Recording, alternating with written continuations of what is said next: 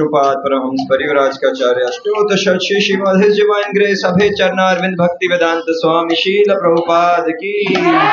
ISKCON founder चार्य BBT founder saviour सेवर the whole world वर्ल्ड जगत गुरु शील प्रभुपाद की।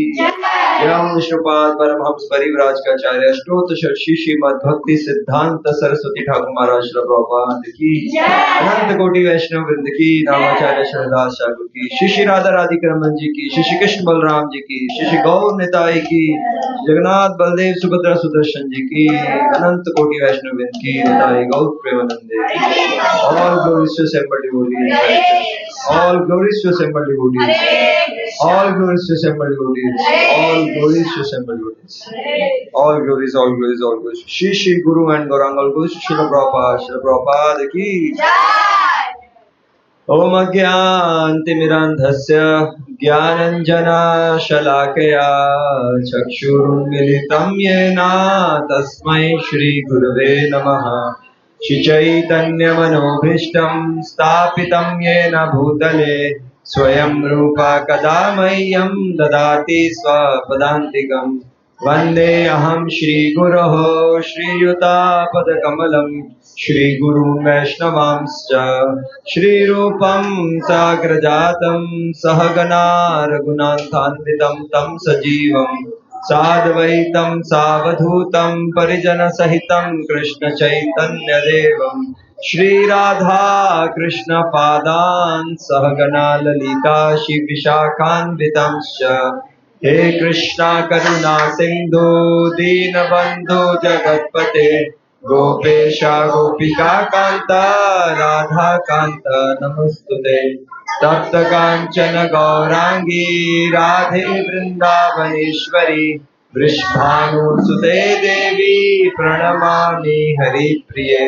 वाञ्छाकल्पतरुभ्यश्च कृपा सिन्धुभ्यैव च पतितानां पावनेभ्यो वैष्णवेभ्यो नमो नमः। जय श्री कृष्ण चैतन्य प्रभु नित्यानंद श्री अद्वैत गदाधर शिवासादि गौर भक्त वृंदा। हरे कृष्णा कृष्णा कृष्णा हरे हरे हरे राम राम राम हरे हरे। नमो विष्णुपादाय कृष्ण पृष्ठाय भूतले श्रीमते भक्ति वेदांत स्वामी निति नामिने। नमस्ते सारस्वते देवे गौरवाणी प्रचारिणे निर्विशेषा शून्यवादी पाश्चात्य देशतारिणे।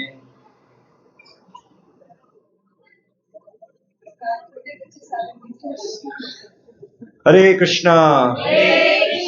तो शुरुआत करने से पहले मैं आप सबसे जानना चाहूंगा कि यहाँ पे भक्त जो हैं कितने समय से जुड़े हुए हैं। कौन कौन है जो कि कब से चल रहे हैं सेंटर माता जी? 3.25 साल। तो कौन कौन ऐसे हैं जो कि पहले से जुड़े हुए थे, 5 साल से ज्यादा जिनको हो गए जुड़े हुए? कितने ऐसे हैं जिनको लगभग 3 साल हो गए? कितने ऐसे हैं जिनको 2 साल या 1 साल हुआ अभी? अच्छा, ठीक है। तो मैं संक्षिप्त में अपना परिचय दे देता हूँ। तो मेरा नाम विष्णु स्वरूप दास है। मैं लगभग 2014 में मंदिर आया था, तो 10 साल पहले। और वैसे मैंने दिल्ली कॉलेज ऑफ इंजीनियरिंग, अभी DTU है, दिल्ली टेक्नोलॉजिकल यूनिवर्सिटी, वहाँ से मैंने अपना इंजीनियरिंग किया था। और इंजीनियरिंग करने के बाद मेरे एक मित्र थे जो कि अमेरिका गए थे पढ़ने के लिए, यूनिवर्सिटी ऑफ मिशिगन।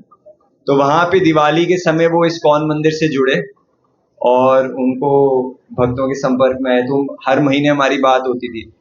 तो उनके थ्रू मुझे भगवद गीता मिली, मैंने पढ़ना स्टार्ट किया, मैं भक्ति में आया। तो अब लगभग 10 साल से मैं मंदिर में हूँ। तो मंदिर में आपने रोहिणी मंदिर कौन कौन गया है? तो आप सब गए, बहुत सुंदर मंदिर आया। तो वहाँ पे मेरी सेवा रहती थी उस मंदिर के लिए फंड्स कलेक्ट करने की, और साथ साथ बच्चों के लिए वैल्यू एजुकेशन ओलंपियाड होता है स्कूल्स में गीता पे। तो ये 2 मुख्य सेवाएं रहती थी। तो ये छोटा सा परिचय था। तो आइए हम शुरू करते हैं।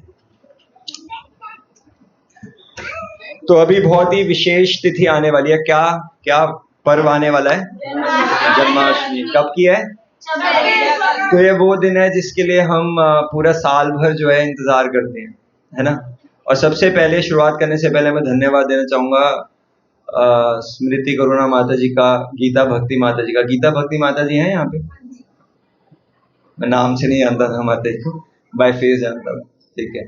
तो स्मृति करुणा माता जी का, गीता भक्ति माता जी का और युधिष्ठिर पुराण प्रभु का, कि इन सब ने मिलके आप सबको प्रेरणा दे रहे हैं भक्ति में आगे बढ़ने के लिए, इतनी मेहनत कर रहे हैं, तो उनको विशेष धन्यवाद। और आप सबको भी धन्यवाद कि आप सब आए और मुझे मौका दे रहे हैं कि मैं भगवान के बारे में कुछ चर्चा कर सकूं। तो जन्माष्टमी एक ऐसा दिन है जिसके लिए हम जो है पूरा साल भर इंतजार करते हैं नहीं करते? तो इसीलिए जो है हमारे लिए सबसे महत्वपूर्ण दिन है, और इस महत्वपूर्ण दिन को हम और महत्वपूर्ण बना पाए, इसलिए हम कुछ भगवान के बारे में श्रवण करने का कोशिश कर रहे हैं। तो आप सब में से किस किस ने श्रीमद् भागवतम पढ़ी है? कौन कौन जानता है श्रीमद् भागवतम के बारे में? कौन कौन ऐसा है जिसको गीता और भागवतम में क्या अंतर है ये पता ही नहीं है? वो भी हाथ खड़ा कर सकते हैं। गीता और श्रीमद् भागवतम में क्या अंतर है?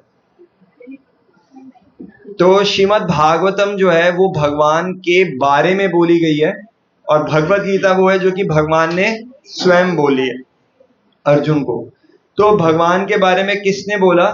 शुकदेव गोस्वामी कथा सुना रहे हैं परीक्षित महाराज को।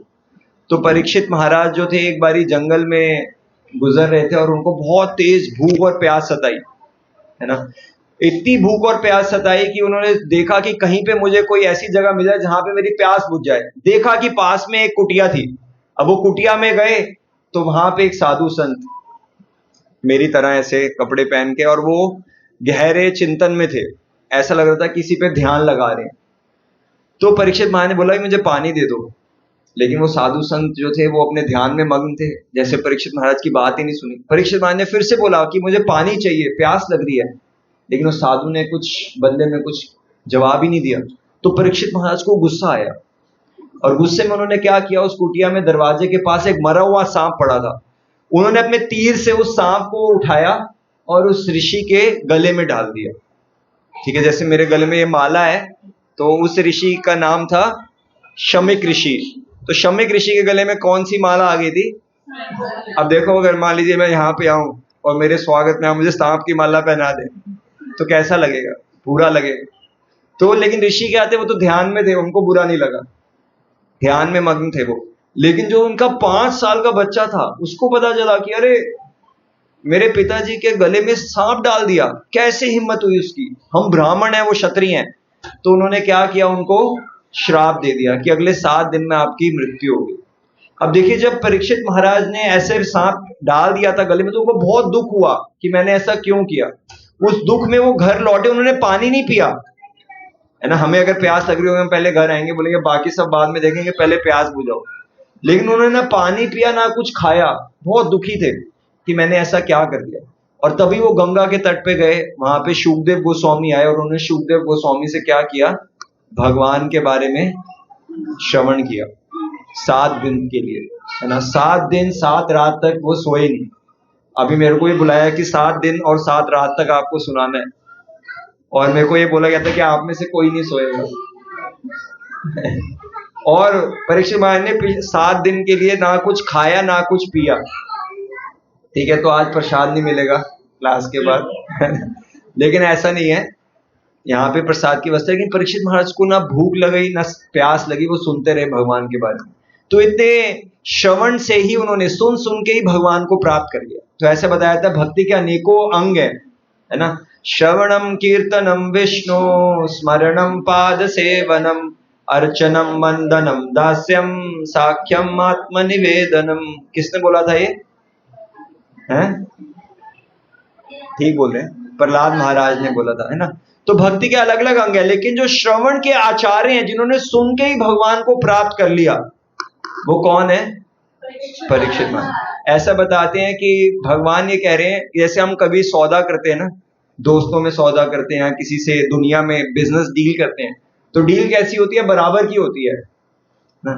भगवान कह रहे हैं देखो, तुम पूरे अपने आप को मेरे को न्यौछावर कर दो, तन मन धन से, लेकिन जो इंसान है वो माना नहीं। तो भगवान ने कहा कि चलो ठीक है, पूरे तन मन धन से नहीं दे रहे, तो क्या करो, अपने शरीर का कोई एक अंग दे दो।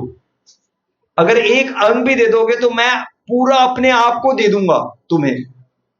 सिर्फ अगर एक अंग हम भगवान को दे देंगे तो हमें भगवान पूरे मिल जाएंगे। ऐसा नहीं है कान देंगे भगवान को तो भगवान के कान ही मिलेंगे, नहीं, भगवान पूरे हमें प्राप्त हो जाएंगे। कोई भी एक अंग, कानों से भगवान के बारे में सुन सकते हैं, जीवा से भगवान के बारे में बोल सकते हैं, आंखों से भगवान के दर्शन कर सकते हैं। कोई भी एक अंग देंगे तो भगवान हमें जो है प्राप्त हो जाएंगे। तो परीक्षित महाराज ने कौन सा अंग लगाया था भगवान की सेवा में? कानों को। तो श्रवण के आचार्य हैं वो परीक्षित महाराज। जब 5 दिन बीत गए थे 7 में से, तो 10वां स्कंद चल रहा था श्रीमद् भागवतम का, और शुकदेव गोस्वामी भगवान कृष्ण की लीलाएं सुना रहे थे। और सबसे पहली लीला जो उन्होंने सुनाई भगवान के पैदा होने के बाद, जो पहला असुर भगवान कृष्ण को मारने के लिए आया था, वो कौन सा था? है पूतना। भगवान रामचंद्र का सामना पहले कौन से असुर से हुआ था? तारका। तो दोनों के लिए, कृष्ण और रामचंद्र के लिए जो पहला असुर था जिनका सामना करना पड़ा, वो क्या थी? एक स्त्री थी। यहाँ पे बहुत सारी माता जी बैठी हैं। तो भगवान कृष्ण को भी पहला जो सामना करना पड़ा, यहाँ पे सब वैष्णवी हैं, भगवान को एक असुर का सामना करना पड़ा, जो कि कौन थी? एक स्त्री के रूप में थी। तो जैसे ही पूतना की कथा शुकदेव गोस्वामी ने सुनाई और उसका श्रुति फल बताया, श्रुति फल क्या होता है? इस कथा को सुनने का क्या लाभ मिलेगा। तो जब ये बताया तो परीक्षित महाराज को लगा कि शायद शुकदेव गोस्वामी अब कथा को खत्म करने वाले, क्योंकि श्रुति फल आखिरी में बताया जाता है कि क्या लाभ मिलेगा। तो उनको लगा जैसे कि अब बस खत्म होने वाली है। तो परीक्षित महाराज से रहा नहीं गया और उन्होंने एक श्लोक बोला शुकदेव गोस्वामी को कि आप भगवान की कथा जो है उसको सुनाइए और सुनाइए। तो क्या श्लोक बोला था? तो आप सब पहले मोबाइल साइलेंट कर सकते हैं। अगर कोई बच्चे रोते हैं तो आप थोड़ा बाहर इनको चुप करा के, ठीक है। तो परीक्षित महाराज ने क्या किया? शुकदेव गोस्वामी को एनकरेज किया कि आप कथा को और सुनाइए। तो क्या जो श्लोक उन्होंने बोला मैं वो आज आपसे शेयर करूंगा। और उसमें परीक्षित महाराज जो कि खुद श्रवण के आचार्य, वो बता रहे हैं भगवान के बारे में श्रवण करने के क्या लाभ हमें प्राप्त होते हैं। तो 5 लाभ जो हैं परीक्षित महाराज बता रहे हैं कि श्रवण के हमें क्या प्राप्त होते हैं, ठीक है। तो शायद आप पीछे ना दोहरा पाए, लेकिन आप सुनिएगा। यच्छिन्वतो अपैति अरतिर्वितृष्णा सत्वं च शुद्ध्यति अचिरेण पुंसः भक्ति हरौ तत्पुरुषे च सख्यं तदेव हारं वदमन्यसे चेत्। परीक्षित महाराज कह रहे हैं कि सभी लोगों को ऐलान कर रहे हैं कि एक हार, जैसे मैंने यहाँ पे हार पहना हुआ है, और माता जी इसको भी शौक होता है कि 9 लाख का हार पहनेंगे, या तो मैंने नाम सुना है 9 लाख का हार होता क्या मुझे पता नहीं है, लेकिन चलिए सोने की चेन पहनेंगे, इच्छा होती है उनका अच्छे से श्रृंगार करने का। तो वो कह रहे हैं कि परीक्षित महाराज के, हमें एक हार हम सबको पहनना चाहिए, चाहे कोई माता जी हैं चाहे कोई प्रभु जी हैं, सबको वो हार पहनना, ठीक है। जो इस श्लोक में बता रहे हैं, कह रहे इस श्लोक को उस हार के रूप में पहन लीजिए। आप कोई ऐसा श्लोक जानते हैं शास्त्रों से जिसको बताया गया है कि उसको हार के रूप में पहन लीजिए? बहुत कम ऐसी जगहें हैं जहां पे किसी चीज को हार की तरह पहनने को बोला गया। कोई और श्लोक जानते हैं हम जिसको बोला गया कि अपने गले में हार की तरह पहन लो? है, ठीक है। तो कृष्णदास कविराज गोस्वामी जानते हैं कौन है? जिन्होंने चैतन्य चरितामृत लिखी। वो कहते हैं कि त्रिनाद अपि सुनीचेना तरोरपि सहिष्णुना अमानिना मान देना कीर्तनिया है। तो इस श्लोक को वो कहते हैं कि हमेशा अपने गले में पहन के रखो। उसी तरीके से परीक्षित महाराज कह रहे हैं। तो कुल मिला के ऐसे 2-3 श्लोक ही आते हैं शास्त्रों में जिसको बोला गया गले में हार की तरह पहनो। कोई चीज अगर हम हार की तरह पहनते हैं, क्यों बोला गया है हार की तरह पहनो? हार में ऐसी क्या चीज है? हाँ, उसको संभाल के रखो। मान लीजिए आज के वातावरण में किसी ने सही में असली 24 कैरेट गोल्ड की चेन पहनी है, वैसे 24 कैरेट की बनती नहीं है, 22, 23 जो भी है वो आप पहन के जा रहे हैं, तो क्या होगा आपको?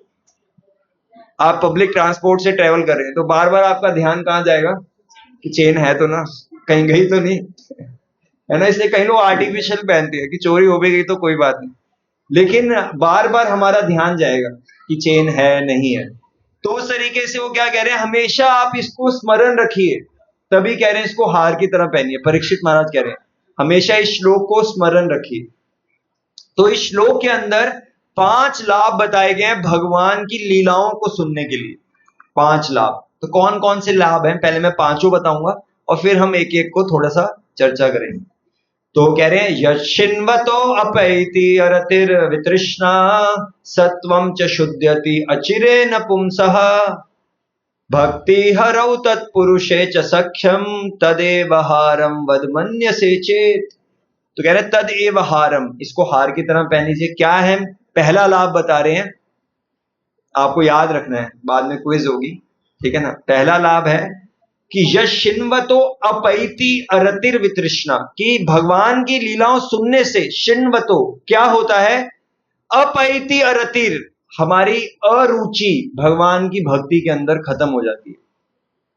आपको कभी ऐसा होता है कि माला आप करते हैं, आपका मन नहीं कर रहा होता, लेकिन फिर भी बस फॉर्मेलिटी है, करनी है तो करते। जिन जिनको ऐसा लगता है वो हाथ खड़ा करें, सच्ची कर सकते हैं, मुझे भी कई बार ऐसा लगता है ना।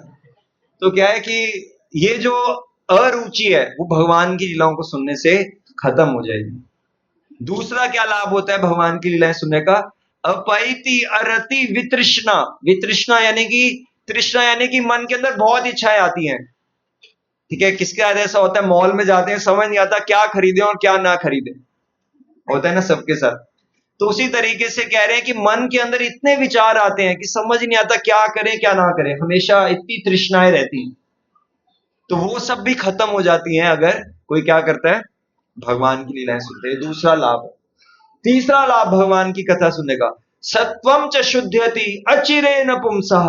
कह रहे हैं कि पुंसः यानी कि हर एक व्यक्ति का अचिरेण बहुत जल्दी क्या होगा, सत्वम च शुद्ध्यति, पूरी तरह से हृदय जो है वो साफ हो जाएगा, कोई मलिनता नहीं रह जाएगी हृदय के अंदर। किस किस को लगता है कि हृदय में मैल है हमारे, मुझे लगता था सिर्फ मेरे हृदय में ही है। चलो ठीक है, मुझे थोड़ा सा इंस्पिरेशन मिला, फायदा हुआ मुझे विजयनगर आने का, ठीक है ना। तो क्या कह रहे हैं कि पूरी तरह से हृदय का मैल जो है वो, जैसे होता है ना टाइड की ऐड आती थी, धो डाला, ऐसे ही आती था, है ना, तो वैसे होगा बिल्कुल, आपका जो हृदय है वो धुल जाएगा। तीसरा लाभ। चौथा लाभ क्या होगा, भक्ति हरौ तत् पुरुषे च सख्यम। भक्ति हरौ, हमारे हृदय में बहुत जल्दी भक्ति आएगी। कैसे भक्ति आएगी, प्रेम भक्ति। भगवान की कितनी प्रकार की भक्ति होती है कौन कौन जानता है। तो मैं कुछ प्राइज भी लाया हूं साथ में, कि जो जो आंसर देंगे कुछ कुछ क्वेश्चंस का, तो उसमें कुछ प्राइज मिलेगा। कितनी प्रकार की भक्ति होती है, हाथ खड़ा करना है क्योंकि प्राइज वाला क्वेश्चन है ना। पहले ये बताइए कितने प्रकार की, और फिर 50% आंसर, और बाकी 50% की उनके नाम क्या है। माधुरी यानी 5 प्रकार की।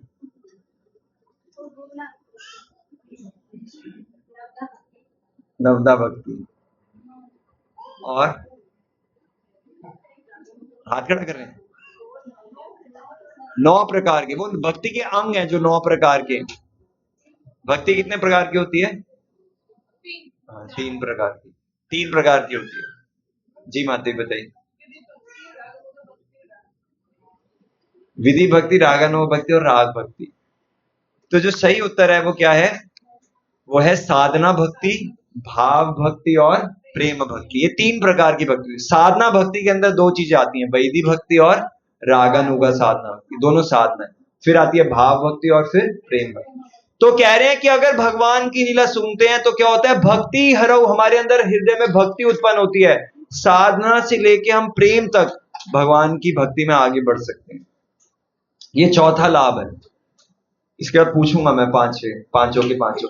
5वां लाभ क्या है, भक्ति हरौ तत्पुरुषे च सख्यम। जब हम भगवान के बारे में सुन रहे हैं, जैसे आप सब भगवान के बारे में सुन रहे हैं, तो कह रहे हैं कि क्या होता है, पुरुषे तत्सख्यम, सब लोगों के अंदर बहुत अच्छी फ्रेंडशिप होती है, मित्रता होती है। अगर हम भगवान के बारे में साथ सुनते हैं तो आप सबके अंदर बहुत गहरी मित्रता हो जाएगी अगर आप भगवान के बारे में सुनते हैं, यानी कि भगवान के भक्तों से हमारी मित्रता बढ़ती है। भगवान के बारे में सुनने से।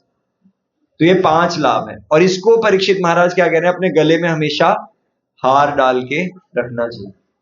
ठीक है, तो कौन कौन से 5 लाभ हैं, रिपीट करना। जिन्होंने लिख लिए, जिन्होंने नहीं लिखे, जिन्होंने बस सुन के याद कर लिया, उनको पहले हम चांस देंगे। जी माते।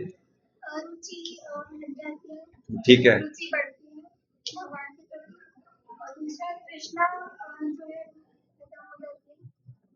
तीसरा कि हृदय साफ हो जाता है, और चौथा भक्ति में हम आगे बढ़ते हैं, और पांचवा फ्रेंडशिप।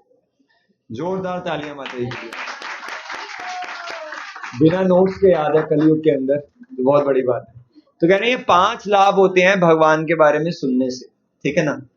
तो जैसे कि अभी कई बार आपको देखा होगा, आप बीमार होते हैं तो कुछ खाने का मन नहीं करता है ना, अरुचि हो जाती है, कुछ भी अच्छा नहीं लग रहा होता है ना। तो इसलिए हमें भी अभी भक्ति में क्या अरुचि है, तो इसीलिए हम बीमार हैं अभी। लेकिन मान लीजिए फिर भी आप बीमार है, लेकिन आपकी जो फेवरेट डिश है अगर वो बन जाए, तो फिर भी क्या होगा, आप थोड़ी बहुत खा लेंगे है ना। मान लीजिए आपको शाही पनीर बहुत पसंद है, और शाही पनीर बन गया, तो आप क्या होगा, आपके अंदर कुछ खाने की इच्छा कर जाएगी। तो ये कह रहे हैं कि जितने भी भगवान की भक्ति के अंग हैं, जैसे भगवान का नाम सुनना, या फिर भगवान की अलग अलग सेवाएं करना, उनकी अर्चना करना, जो सबसे ज्यादा मधुर चीज है वो क्या है, भगवान की लीलाओं को सुनना। इसलिए आप देखेंगे जब फिलॉसफी ज्यादा होती है तो क्या होता है, नींद आती है ना। तो निद्रा देवी जो है बड़ी अच्छी लगती हैं जब फिलॉसफी ज्यादा होती है। ठीक है ना। जब मैं इस्कॉन में आया था, मैंने पहली बार देखा कि कोई बैठ के भी सो सकता है। मतलब मेरे को हमेशा लगता था कि लोग लेट के ही सोते हैं, लेकिन यहाँ पे आके मुझे पता चला कि भक्तों को एक अलग यौगिक सिद्धि मिल जाती है कि वो बैठे बैठे भी गहरी नींद में। और फिर मेरे को थोड़े सालों बाद पता चला कि ये नहीं बैठे बैठे सो जाते हैं, आंख खोल के भी सो जाते हैं कई बार। तो इसलिए पहचान बनना मुश्किल होता है कि कौन कथा सुन रहा है और कौन नहीं सुन रहा। तो इसलिए क्या कह रहे हैं कि जो अरुचि है हमारी, होते हुए भी अगर कोई मनपसंद चीज बन जाए तो हम उसको फिर भी खा लेते हैं। तो उसके जितनी भी चीजें भगवान से संबंधित है, सबसे मधुर क्या है, भगवान की लीलाएं। इसीलिए कहते हैं जो हम भगवान की लीलाएं जो है उसको हमें क्या करना चाहिए, हमें स्मरण करना चाहिए। तो वो करने से क्या होता है कि हम भगवान से ज्यादा अपना संबंध, अपना कनेक्शन जो है वो फील कर पाते हैं। ठीक है। तो हमारी जो अरुचि है वो ऐसे खत्म होती है जब हम भगवान की लीलाओं को सुनते हैं। जैसे आपको पता है जब अंग्रेज आए थे भारत में, तो भारत में कोई भी चाय नहीं पीता था, और अब किसी से पूछ लो, ये रिकॉर्ड तोड़ देते हैं। कोई 10 कप पीता है, कोई 12 कप, कोई 5 कप, मतलब रहा नहीं जाता लोगों से चाय से। आप ट्रेन में जाओ तो एक ही आवाज आ रही होती है, चाय चाय चाय चाय, है ना। यही सुनाई दे रहा होता है बार बार। तो इसलिए क्या है कि चाय का शौक कैसे लगा भारतीयों को, जब अंग्रेज आए तो उन्होंने क्या किया, वो फ्री में चाय बांटने लगे। फ्री में, कोई उसके पहले चार्ज नहीं होते थे। तो एक बारी सबने थोड़ी सी पी, फिर थोड़ी और पी, थोड़ी और पी, और फिर करते करते क्या हुआ, आदत लग गई। फिर उन्होंने क्या किया, चाय का दाम बढ़ा दिया। अब उसका दाम रखने लगे कि इतने रुपए की है, फिर और बढ़ा दिया। और लोग जो थे उनको इतनी आदत लग चुकी थी कि वो मजबूर हो गए तब तो खरीदनी है। तो इस तरीके से क्या हुआ, लोगों को आदत लगी। अब कोई भी कंपनी देखेंगे, जैसे जियो आई थी जब पहले, तो फ्री में सिम मिलते थे। जब लोगों को आदत पड़ गई, नेटवर्क अच्छा लगने लगा, तो फिर क्या हुआ, उन्होंने दाम बढ़ा दिए। तो उसी तरीके से भगवान की जो लीलाएं हैं, अगर हमें क्या करना है, उसको ऐसे धीरे धीरे लेना है, छोटे छोटे पैकेट में। अगर हम लेते रहेंगे तो क्या होगा, हमें क्या होगा, उसकी आदत लग जाएगी। तो श्रीमद् भागवतम के अंदर व्यास देव जी ने भागवतम लिखी, वो क्या कह रहे हैं, निगम कल्पतरो गलितम फलम शुक मुखादमृत द्रव संयुतम पीबत भागवतम रसमालयम मुहुरहो रसिका भुवि भावुका। वो कह रहे हैं ये जो श्रीमद् भागवतम है, भगवान की लीलाएं है, वो क्या है, रसमालयम, पूरी तरीके से रस से भरी हुई है। तो कह रहे हैं इसको कैसे पीना चाहिए, वो कहते हैं कि इसको ऐसे पीना चाहिए जैसे एक व्यक्ति जिसको शराब पीने की आदत होती है, जिसको बहुत ज्यादा आदत होती है, वो क्या करता है, शराब बोतल खोलता है, एक बोतल पी, दूसरी पी, तीसरी पीने के बाद मान लीजिए वो टुन हो गया पूरा और एकदम लेट गया जमीन पे। फिर जिसको जो सही में जिसको नशे की आदत होगी, वो क्या होगा, जब वो जागेगा फिर से वो शराब लेगा। तो कहना है उसी तरीके से हमें क्या करना चाहिए, भगवान के बारे में सुनना चाहिए। और वहीं पे हमारे आचार्य बता रहे हैं कि जब थोड़ा थोड़ा भगवान की लीलाओं को सुनने की कोशिश करते हैं तो धीरे धीरे हमारे हृदय की जो कैपेसिटी है वो भी बढ़ती जाती है। ठीक है, तो पहला लाभ जो हमें मिलता है वो क्या है, भगवान की जो कथा में अरुचि है वो खत्म होती है। लेकिन हमें सुनना कैसे है, पूरी श्रद्धा से सुनना है, पूरी श्रद्धा से भगवान की लीलाओं को सुनना है। एक बारी क्या था कि आप सब जानते हैं कि जो जनक महाराज थे, जनक महाराज कौन थे, सीता मैया के पिता, पति नहीं, ऐसा पति नहीं, पिता। तो पिता थे जनक महाराज सीता मैया के। तो उनके राज्य में एक मुनि थे जिनका नाम था यज्ञवल्क्य मुनि। तो यज्ञवल्क्य मुनि जो थे वो हमेशा कथा किया करते थे, सब इधर ही ध्यान दें, ठीक है ना। तो जो यज्ञवल्क्य मुनि थे वो कथा किया करते थे और जनक महाराज जो थे वो कथा सुनने के लिए आते थे। लेकिन जो जनक महाराज के शिष्य थे उन्होंने देखा कि ये जो मुनि है वो तभी भगवान की कथा शुरू करते हैं जब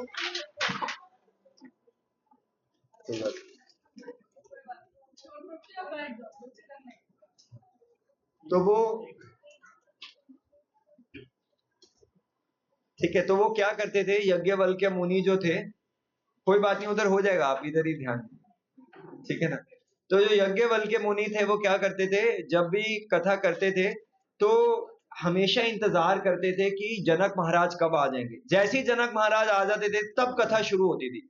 तो जितने भी यज्ञवल्क्य मुनि के शिष्य थे उनको क्या लगने लगा, उनको लगने लगा कि ये जो मुनि है इन्होंने शायद ना रिश्वत ली हुई है राजा से, कि जब भी राजा आते हैं तभी ये कथा शुरू करते हैं, राजा के आने से पहले कथा शुरू ही नहीं होती। तो लगा जरूर दाल में कुछ काला है। तो एक बार उन्होंने योजना बनाई। उन्होंने क्या किया कि एक शिष्य को बोला, मतलब आपस में उन शिष्यों ने एक योजना बनाई कि हम क्या करेंगे कि जब कथा चल रही होगी ना तो कथा के बीच में आएंगे, क्षमा चाहूंगा थोड़ा मेरा भी ध्यान भटक गया। ऐसा हुआ था कि यज्ञवल्क्य ऋषि जो थे वो समझ गए थे मेरे शिष्य मेरे पे संदेह कर रहे हैं कि शायद मैं राजा के आने के बाद ही कथा शुरू करता हूं, तो मैं कुछ राजा से मेरी मिली भगत है, मैं उसको कुछ रिश्वत देता है राजा मुझे, तभी मैं ऐसा कर रहा हूं। तो उन्होंने क्या किया, उन्होंने एक ट्रिक बनाई। क्या, उन्होंने कहा कि जब मैं अगली बार कथा लूंगा तो एक शिष्य को बोला कि तुम कथा के बीच में आना और ये बोलना कि पूरे राज्य में आग लग गई, महल में आग लग गई, और जिस आश्रम में सारे शिष्य रुकते हैं उस आश्रम में भी आग लगी। तो ऐसा ही हुआ कि अगले दिन कथा की मौका आया तो यज्ञवल्क्य मुनि आसन पे बैठे, लेकिन अभी इंतजार कर रहे थे, किसका इंतजार कर रहे थे, जनक महाराज का। तो जनक महाराज जब आए तो फिर से तब उन्होंने कथा शुरू की। शिष्य को फिर और विश्वास गहरा हो गया कि ये जरूर राजा से मिले हुए हैं। तो फिर जब उन्होंने कथा शुरू करी तो बीच में ऐसे हुआ, कथा के बीच में एक शिष्य और जोर से चिल्लाने लगा, आग लग गई, आग लग गई, आग लग गई। तो सबने पूछा कहां लग गई, उसने कहा कि आश्रम में आग लग गई, पूरे राज्य में आग लग गई, महल में भी आग लग गई। तो जैसे ही ये हुआ तो यज्ञवल्क्य मुनि जो थे वो कथा रोकी नहीं उन्होंने, वो कथा करते रहे करते रहे। और जो राजा था वो क्या हुआ, उसने भी सुना था कि महल में आग लगी, लेकिन राजा कथा को सुनता रहा। लेकिन जितने बाकी आश्रम के निवासी थे, जितने बाकी शिष्य थे वो तुरंत दौड़े। अब देखिए राजा की पूरी संपत्ति पे आग लगी थी, महल में कितना कुछ होता है ना, बढ़िया से बढ़िया वहां पे फर्नीचर होगा, बढ़िया से बढ़िया शैंडलियर होगा, मतलब एक चीज बढ़िया से बढ़िया होगी। तो उसका पूरे महल में आग लगी थी। लेकिन आश्रम में क्या था, किसी के कुछ कपड़े सूख रहे थे, किसी के कुछ गमछे थे, बस वही बचाने के लिए जितने भी आश्रम में रहने वाले जो शिष्य थे वो भाग गए। तो जब बाद में वो लौट के आए और उन्होंने देखा कि राजा अभी भी कथा सुन रहा है, तो उनको विश्वास हुआ कि वास्तविकता में राजा में क्या ऐसा गुण था जिसकी वजह से जो यज्ञवल्क्य मुनि थे राजा के आने के बाद ही कथा शुरू करते थे। क्या गुण था राजा में, श्रवण करने की क्या थी उनकी रुचि थी, श्रद्धा थी। तो इसीलिए परीक्षित महाराज ये बताते हैं कि भगवान की जो कथा है या भगवान की भक्ति में हमारी अरुचि खत्म हो सकती है अगर हम श्रद्धा से भगवान के बारे में श्रवण करते हैं। कहते हैं शृण्वतां श्रद्धया नित्यं गृणतश्च स्वचेष्टितं कालेन नाति दीर्घेन भगवान विशते हृदि परीक्षित महाराज कहते हैं कि भगवान विशते हृदय, भगवान हमारे हृदय में आ जाएंगे अगर हम क्या करेंगे, शिन्वता श्रद्धा नित्यम, प्रतिदिन।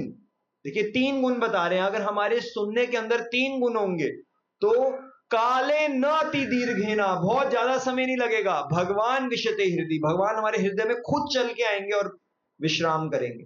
क्या 3 गुण होने चाहिए? शिन्वतः श्रद्धा नित्यम, कि सुनना है, कैसे सुनना है? नित्य, एक तो रोज सुनना है। तो आप में से कौन है जो कि रोज प्रभुपाद जी की पुस्तकें पढ़ते हैं? ठीक है, तो देखिए इन सब लोगों के हृदय में भगवान जल्दी आ जाए। लेकिन जिनके अभी हाथ खड़े नहीं हुए, अगर वो चाह रहे हैं कि हम भी जल्दी से भगवान को इनवाइट करें, है ना, जन्माष्टमी का एक पर्पस ये भी होता है कि जल्दी से भगवान जो है वो आए, कि भगवान का प्राकट्य हुआ था, तो हमारे हृदय में भगवान का प्राकट्य हुआ। तो जो चाहते हैं उनको क्या करना पड़ेगा?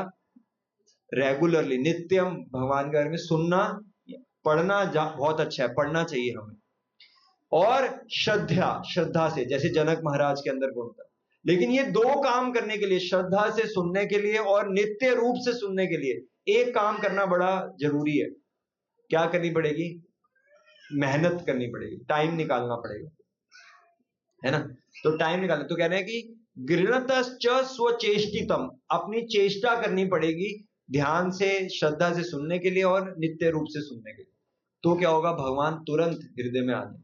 तो पहला जो लाभ हमें प्राप्त होता है वो है कि हमारी जो अरुचियां खत्म होती है, अगर हम इन 3 गुणों से भगवान की कथा का जो है श्रवण करते हैं। दूसरा वो क्या कह रहे हैं कि क्या होता है, दूसरा क्या लाभ होता है भगवान की लीला सुनने का? जो भी 5 लाभ हमने बताए थे, पहला हो गया कि अरुचि खत्म होती है। दूसरा क्या लाभ है? हाँ, कि हमारी जो भौतिक इच्छाएं हैं, बहुत सारी इच्छाएं, वो क्या होता है? खत्म होती हैं। ठीक है, किन किन को ऐसा लगता है कि मन बड़ा परेशान करता है ना? सभी के, अर्जुन तक ये कह रहे हैं, चंचलम ही मना कृष्णा परमाथि बलवदृढ़म, कि मेरा मन है बड़ा चंचल है। कह रहे तस्य हिम निग्रहम मन्ये वायुरीव स दुष्करम, मैं वायु को वश में कर सकता हूं लेकिन मन को नहीं कर सकता। मन जो है इतना भागता है ना, तो मन पे इतनी सारी इच्छाएं आती हैं। ऐसा बताया गया है कि अगर इस संसार में जितने भी वृक्ष हैं उनसे अगर पेपर बनाया जाए और एक व्यक्ति की इच्छाएं सारे पेपर पे लिखी जाएं, सारे वृक्षों को काट के, कितने वृक्ष होंगे? अनगिनत वृक्ष है, और हम एक व्यक्ति की भी इच्छाएं लिखी जाए तो पूरी नहीं लिख सकते। इतनी इच्छाएं होती हैं एक व्यक्ति के अंदर कि इच्छाएं खत्म नहीं हो सकती। सोचिए इतनी सारी इच्छाओं के बीच में भगवान को स्मरण करना कितना मुश्किल ना, बहुत मुश्किल है। ये वो क्या कह रहे हैं कि भगवान के विषय में जो सारी तृष्णाएं हैं उसको खत्म करने का एक बहुत शक्तिशाली तरीका है कि हम क्या करें, भगवान की जो लीलाएं उनका हम श्रवण करें। तो क्या होगा? सारी जो तृष्णाएं हैं वो खत्म होंगी और हम क्या, भगवान के बारे में सुनने की हमारी इच्छा जो है वो बढ़ेगी। ठीक है, तो ये दूसरा लाभ है भगवान के बारे में सुनने का, जो कि बहुत महत्वपूर्ण है, कि मन जो है उस पर नियंत्रण पाना। मन पे जब तक हम नियंत्रण नहीं पाएंगे, भक्ति में आगे बढ़ना बड़ा कठिन है। मन पे बहुत आसानी से नियंत्रण पा सकते हैं अगर भगवान की लीला का हम श्रवण करते हैं। ठीक है, तीसरा लाभ क्या था कि सत्वम च शुद्धयति, हमारा हृदय जो है पूरी तरीके से शुद्ध होता है। ठीक है, तो एक बारी आप में से कौन कौन उडुपी गया है? ठीक है, तो उडुपी में किन का मंदिर है? जो सबसे मेन मंदिर है वहां पे जो विग्रह हैं भगवान के वो कौन से हैं? उडुपी कृष्ण, है ना, उडुपी कृष्ण। तो उडुपी कृष्ण जो है वो कैसे हैं? उन्होंने मथनी पकड़ी हुई है ना। मथनी कब? जब यशोदा मैया दामोदर लीला आती है तो वो जो मथनी है जिससे यशोदा मैया उनके लिए मक्खन बना रही थी, वो मथनी को उन्होंने पकड़ा हुआ है। तो ये भगवान की बहुत सुंदर विग्रह है। तो एक उडुपी कृष्ण के बहुत महान भक्त थे, उनका नाम था कनक दास।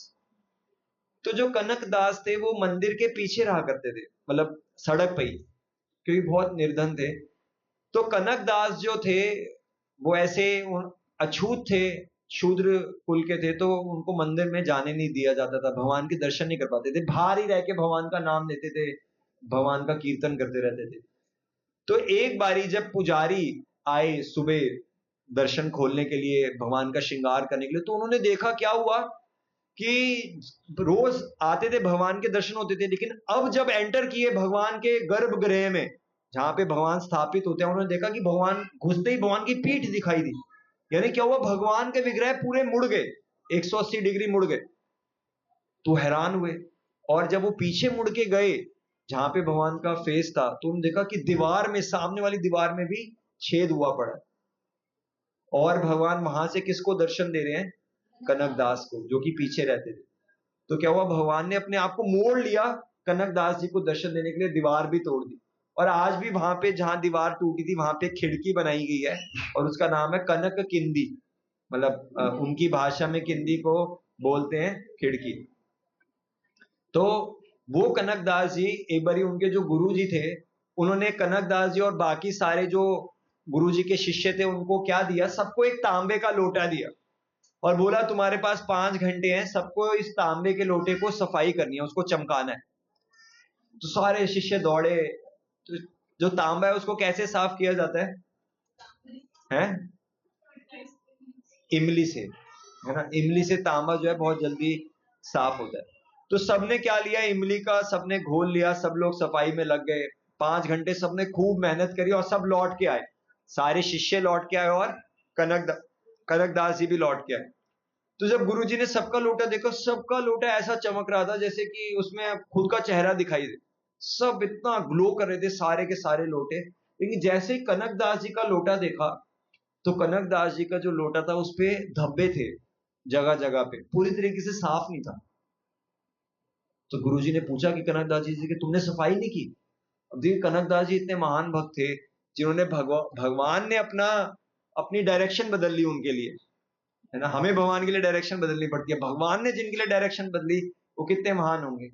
तो ऐसा तो हो नहीं सकता वो सिंसियर ना हो। तो ऐसा क्यों था, क्या लगता है आपको, गैस करना है कि कनकदास जी जो है उन्होंने लोटे को ठीक से सफाई क्यों नहीं की?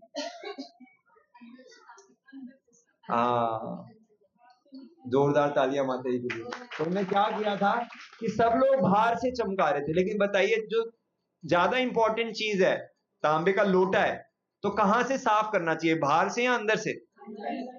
तो कनकदास जी वही करें। जैसे ही गुरुजी ने देखा तो अंदर से लोटा बहुत चमक रहा था, जैसे सबका बाहर से चमक रहा था, कनकदास जी का अंदर से चमक रहा था। तो इसीलिए हम सब भी क्या करते हैं, बाहर से सफाई पे हमारा ध्यान रहता है, हम बाहर से अच्छे दिखने चाहिए, लेकिन कितना अच्छा हमारा चरित्र है ये कोई ध्यान नहीं देता।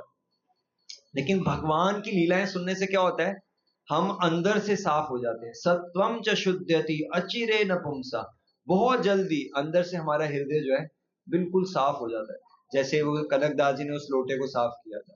तो ये भगवान की लीला सुनने का हमें फायदा होता है।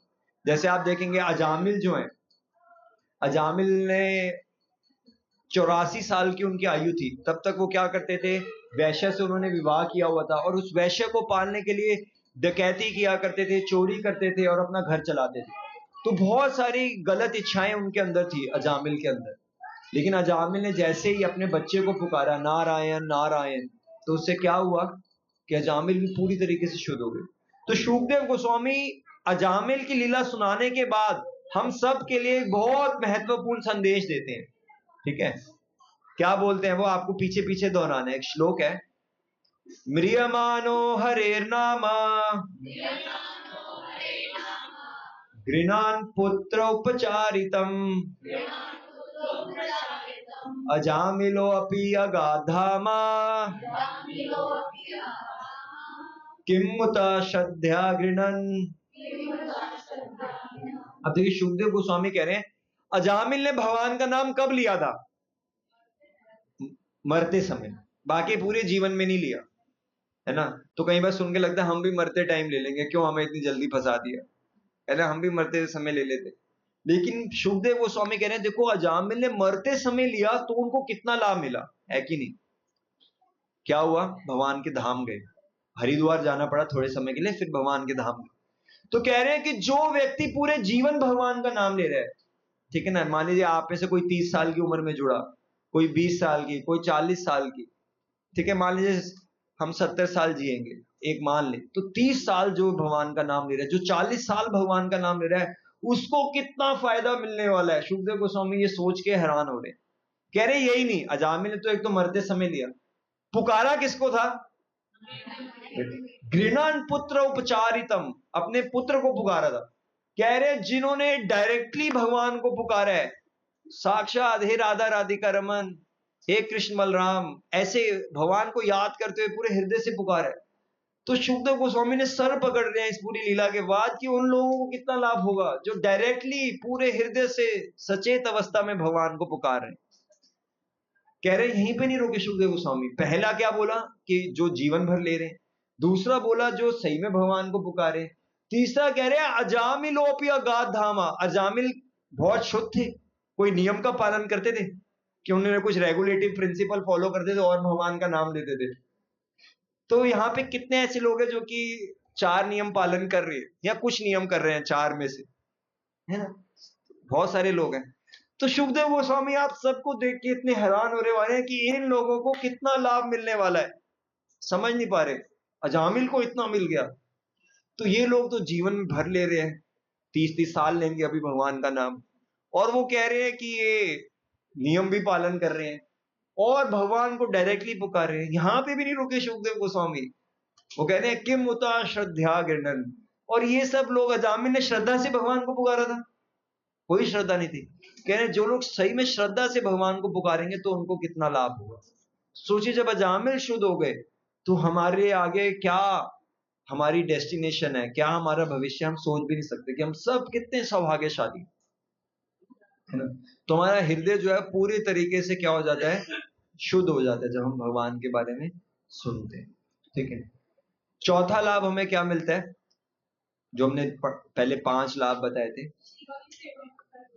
हाँ, प्रेम भक्ति में प्राप्त होती है। भक्ति हरौ तत्पुरुषे च सख्यम, कि भगवान की जो भक्ति है वो हृदय में उजागर होती है, भगवान की हृदय में भक्ति जो है वो बढ़ती है। ठीक है, और इसका बहुत बड़ा उदाहरण है रुक्मिणी। तो जो रुक्मिणी थी उन्होंने कभी भगवान को देखा था? कभी भगवान को नहीं देखा था। और देखिए, मैं रुक्मिणी पे आने से पहले मैं आपको ये बताना चाहता हूं कि भगवान जो है वही एकमात्र ऐसे व्यक्ति हैं जिनसे हम सही में संबंध बना के खुश रह सकते हैं। मैं आपको उदाहरण देता हूं, भगवान की जब 7वां विवाह हुआ तो भगवान, 7वीं रानी कौन सी थी जिनसे विवाह हुआ था? कितनी मुख्य रानी है भगवान कृष्ण की द्वारकाधीश की? 8, और टोटल कितनी है? 16,108, है ना। तो 8 प्रमुख रानी है, जिसमें से 7वां विवाह किससे हुआ था? है सत्यभामा नहीं, वो शायद सेकंड है, मित्रविंदा, जामवती है। हाँ, तो कौन थी वो? हाँ, तो माते की क्लोज है, बैलो वाला ही है, बैलो वाला ही बैलों की बात बताने वालों में आपको नहीं। तो एक राजा थे, उनका नाम था नग्नजीत, उनकी बेटी थी नग्नजीती या फिर सत्या।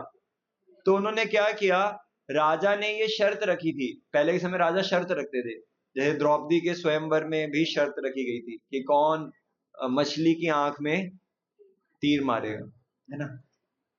तो ऐसे ही क्या हुआ कि सत्या के पिताजी ने, नग्नजीत ने, ये शर्त रखी थी कि मैं अपनी पुत्री का विवाह उसी से करूंगा जो कि उनके राज्य में 7 बैल थे, सांड थे, बहुत खूंखार।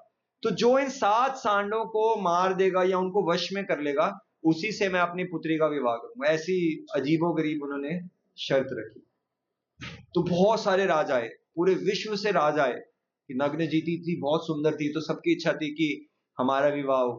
तो वो एक से बढ़कर एक राजा आए, लेकिन कोई भी उन 7 सांड को ना तो संभाल पाया, खड़ा ही नहीं हो पाया उनके सामने, मतलब ऐसी हालत कर दी, इतने खूंखार सांड थे।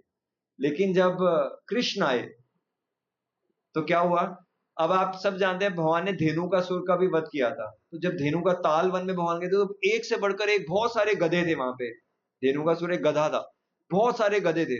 भगवान ने क्या किया था, उन सब गधों को मारने के लिए भगवान ने बहुत सारे रूप लिए थे, या एक ही अकेले ही भगवान ने सबको मार दिया था?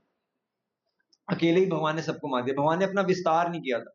लेकिन अभी यहाँ पे जो मैं चीज बता रहा हूँ, बहुत एक इंपॉर्टेंट शिक्षा देना चाह रहा हूं कि जब 7 सांड भगवान के आगे खड़े थे, भगवान अकेले ही सबको मार सकते थे, लेकिन भगवान ने क्या किया, 7 रूप ले लिए अपने, और 7 कृष्ण हो गए, 7 सांड और 7 कृष्ण। तो एक एक कृष्ण ने क्या किया, एक एक सांड को मार दिया। अब प्रश्न ये उठता है कि भगवान ने अकेले ही क्यों नहीं मारा, 7 रूप क्यों लिए? तो आपको हाथ खड़ा करके गैस करना, और जिसने सही उत्तर दिया, जी माते हैं?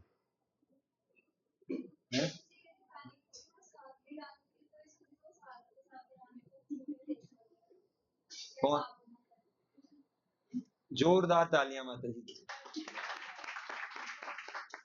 तो यही कारण था कि जो सत्या थी वो ऑडियंस में बैठी हुई थी, वो देख रही थी और चाहती थी कृष्ण जीत जाए, इतने सुंदर लग रहे थे। लेकिन सत्या के उनमें डाउट आ रहा था, कह रही है इसकी पहले ही 6 शादियां हो चुकी हैं, तो पता नहीं मेरे को कितना समय मिल पाएगा, नहीं मिल पाएगा। तो बहुत दुखी थी अंदर कि मेरे को पहली बारी में मैं कृष्ण से क्यों नहीं मिली।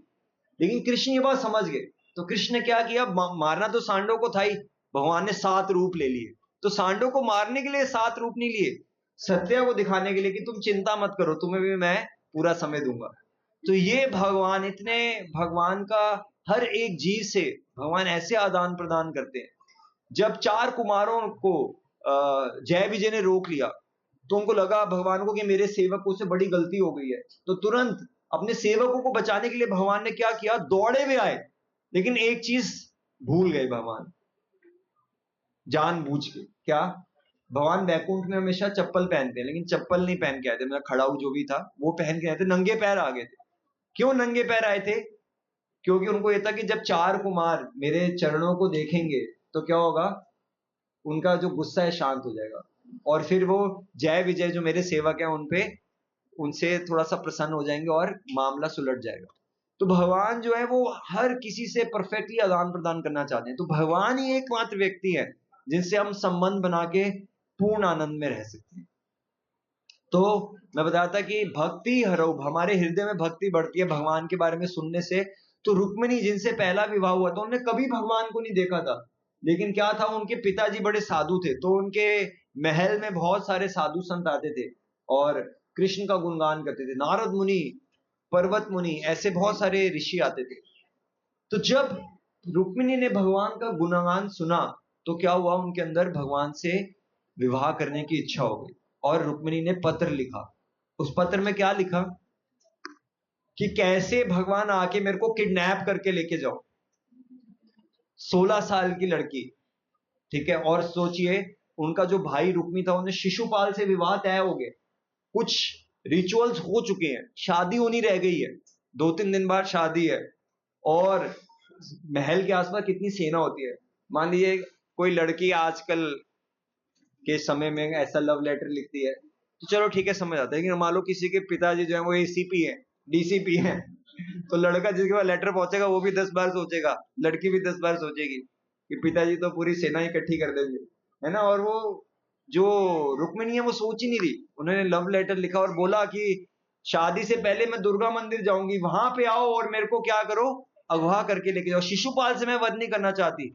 कह रहे मुझे कितने जन्म क्यों ना ले, अगर शिशुपाल से वध नहीं, मैं विवाह नहीं करूंगी, मैं जंगल चली जाऊंगी, तपस्या करूंगी, अगले जन्म में आप मिल गए तो ठीक है, नहीं मिले तो अगले जन्म में भी तपस्या करूंगी, लेकिन शादी मैं आपसे ही करूंगी। इतना उनके अंदर दृढ़ता आ गई थी, सिर्फ किस चीज से, ठीक है। तो अब रुक्मिणी जो लेटर के अंदर पहली पंक्ति लिख रही है वो बड़ी महत्वपूर्ण है। लेटर स्टार्ट कैसे करें, अब जो होता है ना, जब स्कूल में हम ऐसे लिखते थे, तो पहला स्टार्ट कैसे करें, स्टार्ट कहते, स्टार्ट और एंड बड़ा इंपैक्टफुल होना चाहिए, है ना। तो बीच में तो कुछ भी लिख दो, है ना। एक बार किसी ने लिख दिया था कि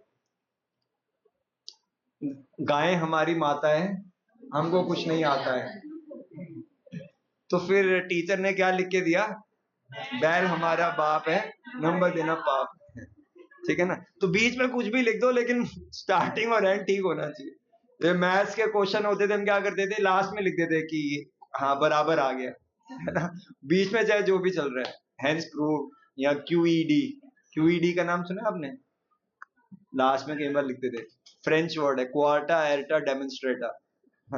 तो क्या है कि, क्या पॉइंट रख रहा था मैं, हाँ, तो पहली लाइन क्या लिखी उन्होंने, तो पहली लाइन क्या लिखी उन्होंने, वो बोल रही है श्रुत्वा गुणान् भुवन सुंदर शृण्वतां ते निर्विश्य कर्ण विवरैर्हरतो अंगतापम रूपम दृशम दृशिमताम अखिलर्थलाभै त्वयि अच्युत आविशति चित्तम पत्रपम में। वो कह रही हैं कि भगवान, आपको लग रहा है कि मैं इतनी निर्लज हो गई हूं कि मैं आपको क्या लव लेटर लिख रही हूं, है ना। त्वयि अच्युत आविशति चित्तम अपत्रपम में, अपत्रपम मतलब कि निर्लज। आपको लग रहा है कि मैं निर्लज हो गई हूं। किसका कसूर है मेरे निर्लज होने के पीछे? आप ही का कसूर है। किसने कहा था श्रुत्वा गुणान भुवन सुंदर शृण्वताम थे? किसने कहा था इतना गुणवान होने के लिए? मैंने कहा था। किसने कहा था इतना रूपवान होने के लिए? मैंने कहा था। किसने कहा था इतनी सुंदर सुंदर लीलाएं करने के लिए? मैंने कहा था। मैंने तो नहीं कहा था। फिर ये सब आपकी गलती। लेकिन सुन सुन के ही क्या हुआ उनके अंदर, इतना यही नहीं। अब क्या हुआ, जब शादी हो रही थी तो रुक्मी, जो भगवान रुक्मिणी का भाई था, उसको बांध दिया था और रुक्मिणी रो रही थी। उसको ये था कि कहीं मेरे भाई को कृष्ण मार ना दे, और लोग कृष्ण से शादी करना चाहती थी। लेकिन तभी वहां बलराम जी आ गए, और बलराम जी ने क्या देखा कि रुक्मिणी रो रही है, तो बलराम जी ने कृष्ण को बोला क्या कर रहे हो यार, देखो भाभी रो रही है, छोड़ो इसको। खोल दिया रुक्मिणी को और छोड़ दिया। लेकिन बाद में क्या हुआ था, रुक्मिणी एक बार ऐसे ही घर पे आए हुए थे, और घर पे आए तो क्या उन्होंने अपमान शुरू कर दिया कृष्ण का, बलराम का। और जैसे ही अपमान किया तो फिर बलराम जी से रहा नहीं गया, और बलराम जी ने क्या किया, वहीं पे देखते देखते रुक्मी का वध कर दिया, उनको मार दिया एक ही झटके में। लेकिन रुक्मिणी ने कुछ भी नहीं कहा। तो एक दिन रुक्मिणी को भगवान कृष्ण कह रहे हैं कि तुमने, मैंने तुम्हारे भाई को, मर गया मतलब बलराम ने मार दिया, लेकिन तुमने कुछ प्रतिकार ही नहीं किया। ऐसा क्यों कि तुमने कुछ भी नहीं कहा, आज तक तुम कुछ नहीं बोली। तो वो तो भगवान कहते हैं कि क्योंकि तुमने कभी कुछ नहीं कहा, इसलिए तुमने मेरा हृदय जो है मुझे जीत लिया। यानी कि रुक्मिणी जो थी, उनको ऐसा लगता था कि भगवान जो करेंगे वो मेरे लिए अच्छा है, जो भी कर रहे हैं भगवान, भगवान कुछ भी करें उसमें वो सेटिस्फाइड थी। लेकिन ये सब इस स्टेज तक वो कहां पहुंची, सिर्फ एक ही चीज से। क्या किया था उन्होंने? सुना था। ठीक है ना। तो इसलिए क्या है, हमें भगवान के बारे में सुनना है। जो 16,000 रानी जिनको भौमासुर ने कैद किया था, वो भी भगवान के बारे में सुनती थी कि भगवान का जो मुख है वो चंद्रमा के समान है, भगवान के जो अंग हैं वो कमल के समान कोमल हैं। लेकिन जैसे उन्होंने भगवान को देखा वो सब रोने लग गई। क्यों रोने लग गई? खुश होना चाहिए, भगवान आ गए उनके सामने, अब वो रो रही।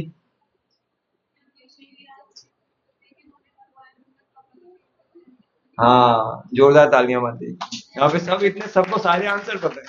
मैं किसी क्लास में नहीं गया, वो सत्या वाला आंसर किसने दिया यहाँ पे, वो भी दे दिया, माधे ने यहाँ पे ये दे दिया। तो उनको ये लग रहा था कि चंद्रमा, अरे चंद्रमा से मैं भगवान की तुलना कर रही थी। सब रानियों को ऐसा लगा। कमल से कर रही थी, अरे चंद्रमा कमल तो कुछ भी नहीं है। इतने सुंदर थे भगवान। तो लेकिन उन्होंने भी सुना था भगवान के बारे में। तो सुनने से क्या होगा, हमारे हृदय में जो है भक्ति है भगवान के विषय में, वो उदय होती है। और पांचवा लाभ, आखिरी लाभ भगवान की कथा को सुनने का क्या है मित्रता। ठीक है ना।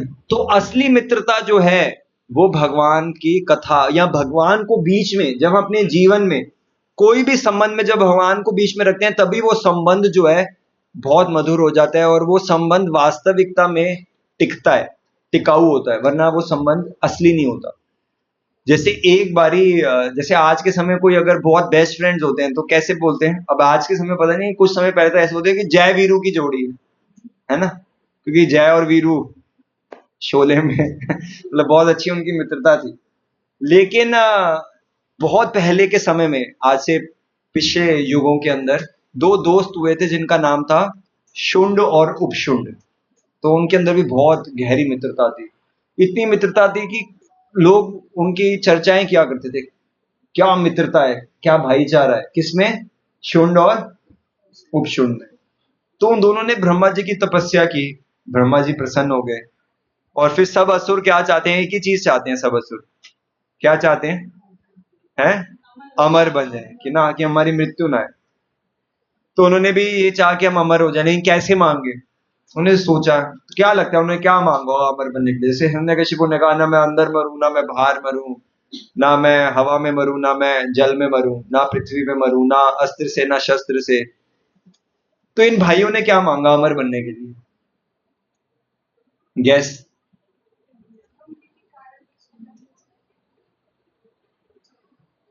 नजदीक है लेकिन पूरा सही नहीं। तो उन्होंने बोला, शुंड ने बोला कि ब्रह्मा जी मुझे वरदान दीजिए कि सिर्फ उपशुंड ही मुझे मार पाए। और उपशुंड ने बोला कि ब्रह्मा जी वरदान दीजिए कि मैं अगर मरूं तो शुंड के हाथों ही मरूं। उनको पता था हमारे में क्या है, बहुत गहरी मित्रता है। तो कभी शुंड को लगता था कभी उपशुंड जो है मेरे को मारेगा ही नहीं, और उपशुंड को क्या लगता था कि शुंड मुझे कभी नहीं मारेगा। तो उनको लगता था कि अब तो हम अमर हो गए, हमें कोई मारेगा नहीं। और उन्हें त्राही त्राही मचाना शुरू कर दिया और बहुत परेशान करने लगे ब्राह्मणों को, यज्ञ बीच में रोकने लगे। तो जब इतना हाहाकार उन्होंने मचा दिया तो फिर ब्रह्मा जी को लगा ये क्या हो गया। तो ब्रह्मा जी ने सोचा,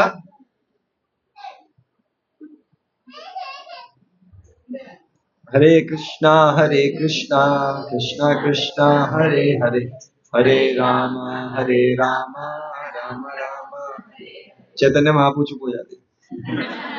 तो उन्होंने क्या किया, जो शुंड और उपशुंड है उनको क्या लगा कि हम एक दूसरे से ही मरेंगे। अब हमें वरदान मिल गया कि मेरे को उपशुंड ही मार सकता है, शुंड को लगा, और उपशुंड को लगा मेरे को शुंड ही मार सकता, तो हम अमर बन गए। तो त्राही त्राही मचाई उन्होंने। तो ब्रह्मा जी ने क्या सोचा कि इनको अब मरवाया जाए। तो ब्रह्मा जी ने क्या एक योजना अपनाई, उन्होंने एक अप्सरा को उत्पन्न किया जिनका नाम था तिलोत्तमा। और जैसे ही वो अप्सरा आई उन दोनों भाइयों के पास, बहुत खूबसूरत थी वो अप्सरा। तो जैसे ही शुंड ने पहले उस अप्सरा को देखा तो शुंड को लगा कि आज मुझे अपनी जो पत्नी है मिल गई, कि मैं किससे विवाह करूंगा। तो शुंड को ऐसा लगा कि यही मेरी पत्नी है। लेकिन जैसे ही शुंड ने उपशुंड की तरफ देखा तो उपशुंड भी ऐसा रहता गंदी नजर से तिलोत्तमा को देख रहे। तो उनको बड़ा गुस्सा आया शुंड ने उसके कपड़े पकड़ लिए, भाई तू क्या कर रहा है, तेरी भाभी है। तो उपशुंड ने बोला, भाई भाभी मेरी नहीं भाभी तेरी है। तो उपशुंड ने उसके कपड़े पकड़ लिए। तो दोनों ने एक दूसरे का कॉलर पकड़ लिया, मतलब कपड़े पकड़ लिए। उन्हें कहा नहीं नहीं नहीं मैं विवाह करूंगा, उसने कहा नहीं मैं विवाह करूंगा। तो क्या हुआ, ऐसे बातों बातों के अंदर एक दूसरे पे मुक्के मारने लगे, घूसे मारने लगे, फिर तलवारी निकाल ली और फाइनली क्या हुआ, एक दूसरे को मार दिया। तो सोचिए वो लोग जिनकी मिसाल थी, मित्रता के मिसाल थे, वो उनका भी एक दूसरे से वध हो गया। कैसे, जब उनकी इंद्र तृप्ति में बाधा आई। लेकिन जब भगवान केंद्र में होते हैं तो क्या होता है, वो मित्रता असली मित्रता होती है। जैसे हमारे एक आचार्य हुए, उनका नाम था नरोत्तम दास ठाकुर। तो नरोत्तम दास ठाकुर के जो शिक्षा गुरु थे वो थे जीव गोस्वामी, वृंदावन में।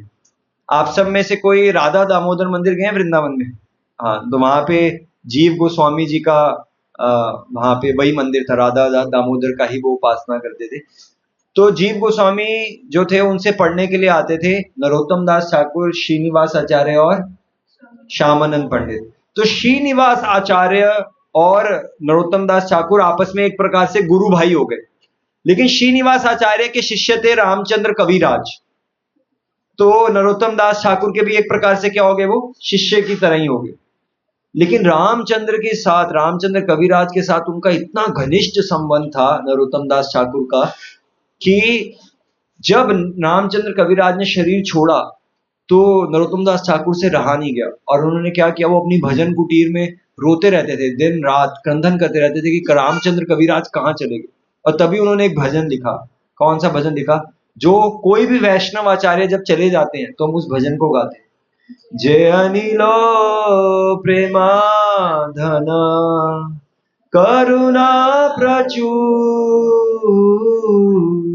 हेनो प्रभु कोथा गेला आचार्य ठाकुर।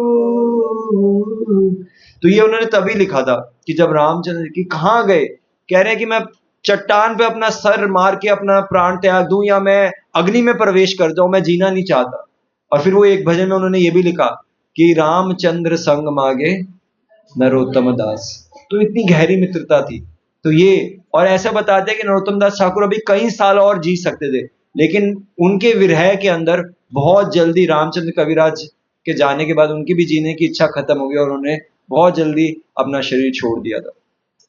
तो इतनी गहरी मित्रता थी रामचंद्र कविराज और नरोत्तम दास ठाकुर। तो जब भगवान के बारे में साथ में सुनते हैं तो हमारी सही में असली मित्रता हमारे अंदर होती है। आपने देखा होगा कि भक्तों से अच्छे मित्र नहीं मिल सकते, क्योंकि यहाँ पे किसी का भी आपके साथ कोई स्वार्थ नहीं है। वो मित्रता में कोई स्वार्थ नहीं है, लेकिन बाहर हर जगह हर एक संबंध में हर एक मित्रता में आपको कोई ना कोई स्वार्थ मिलेगा, और जैसे ही वो स्वार्थ पूरा नहीं होगा तो वहीं पे संबंध खत्म हो जाएगा। लेकिन भगवान के साथ ऐसा नहीं। तो ये 5 लाभ हमने देखे भगवान की कथा को सुनने के। पहला था कि भगवान की लीलाएं सुनने से हमारी अरुचि खत्म होती है भक्ति के अंदर। दूसरा कि हमारा जो तृष्णाएं हैं, मन में बहुत सारी इच्छाएं हैं जो हमें परेशान करती हैं, वो इच्छाएं खत्म होती हैं, मन हमारा भगवान में लगता है। तीसरा कि हमारा हृदय जो है पूरी तरह से शुद्ध होता है। चौथा, भगवान की साधना ही नहीं, साधना से हम भगवान की प्रेम भक्ति तक जल्दी जा पाते हैं। और पांचवा कि हमें मित्रता जो है हमारी भक्तों से और गहरी होती है। तो ये 5 लाभ हैं भगवान की लीलाओं को सुनने के। तो अभी जन्माष्टमी आ रही है, तो मेरा आप सबसे निवेदन है कि श्रील प्रभुपाद जी ने भागवतम लिख रहे थे वो, लेकिन सब कुछ रोक के बीच में उन्होंने कौन सी पुस्तक लिखी? कृष्णा, जिसमें भगवान की लीलाएं। प्रभुपाद जी को लग रहा था मैं पता नहीं कृष्ण की लीलाओं को लिख पाऊंगा या नहीं लिख पाऊंगा, उससे पहले कहीं मैं शरीर ना छोड़ दूं, तो इसलिए उन्होंने कृष्णा पुस्तक लिखी। तो अभी भगवान की लीलाएं सुनने के आपने 5 लाभ सुने, तो मेरा आपसे निवेदन है कि जन्माष्टमी आ रही है, राधाष्टमी भी आ रही है, नजदीक है, तो आप प्रतिदिन भगवान की लीलाओं को पढ़ें। तो कितने लोगों को प्रेरणा मिली आज कि हम हर रोज, प्रभुपाद जी कहते थे सोने से पहले हमें पढ़ना चाहिए, तो कम से कम 15-20 मिनट हम रोज कृष्णा पुस्तक पढ़ेंगे। अभी भी सब लोग नहीं कह रहे कि हम पढ़ेंगे, तो मेरा आप सबसे निवेदन है कि आप सब पढ़िए। तो ये पढ़ेंगे तो हमें भी ये 5 लाभ अनुभव होंगे। जैसे गुलाब जामुन पे कितने ही मैं भाषण सुना लूं, लेकिन आपको असली में गुलाब जामुन क्या कैसे पता चलेगा? हाँ, ठीक है ना।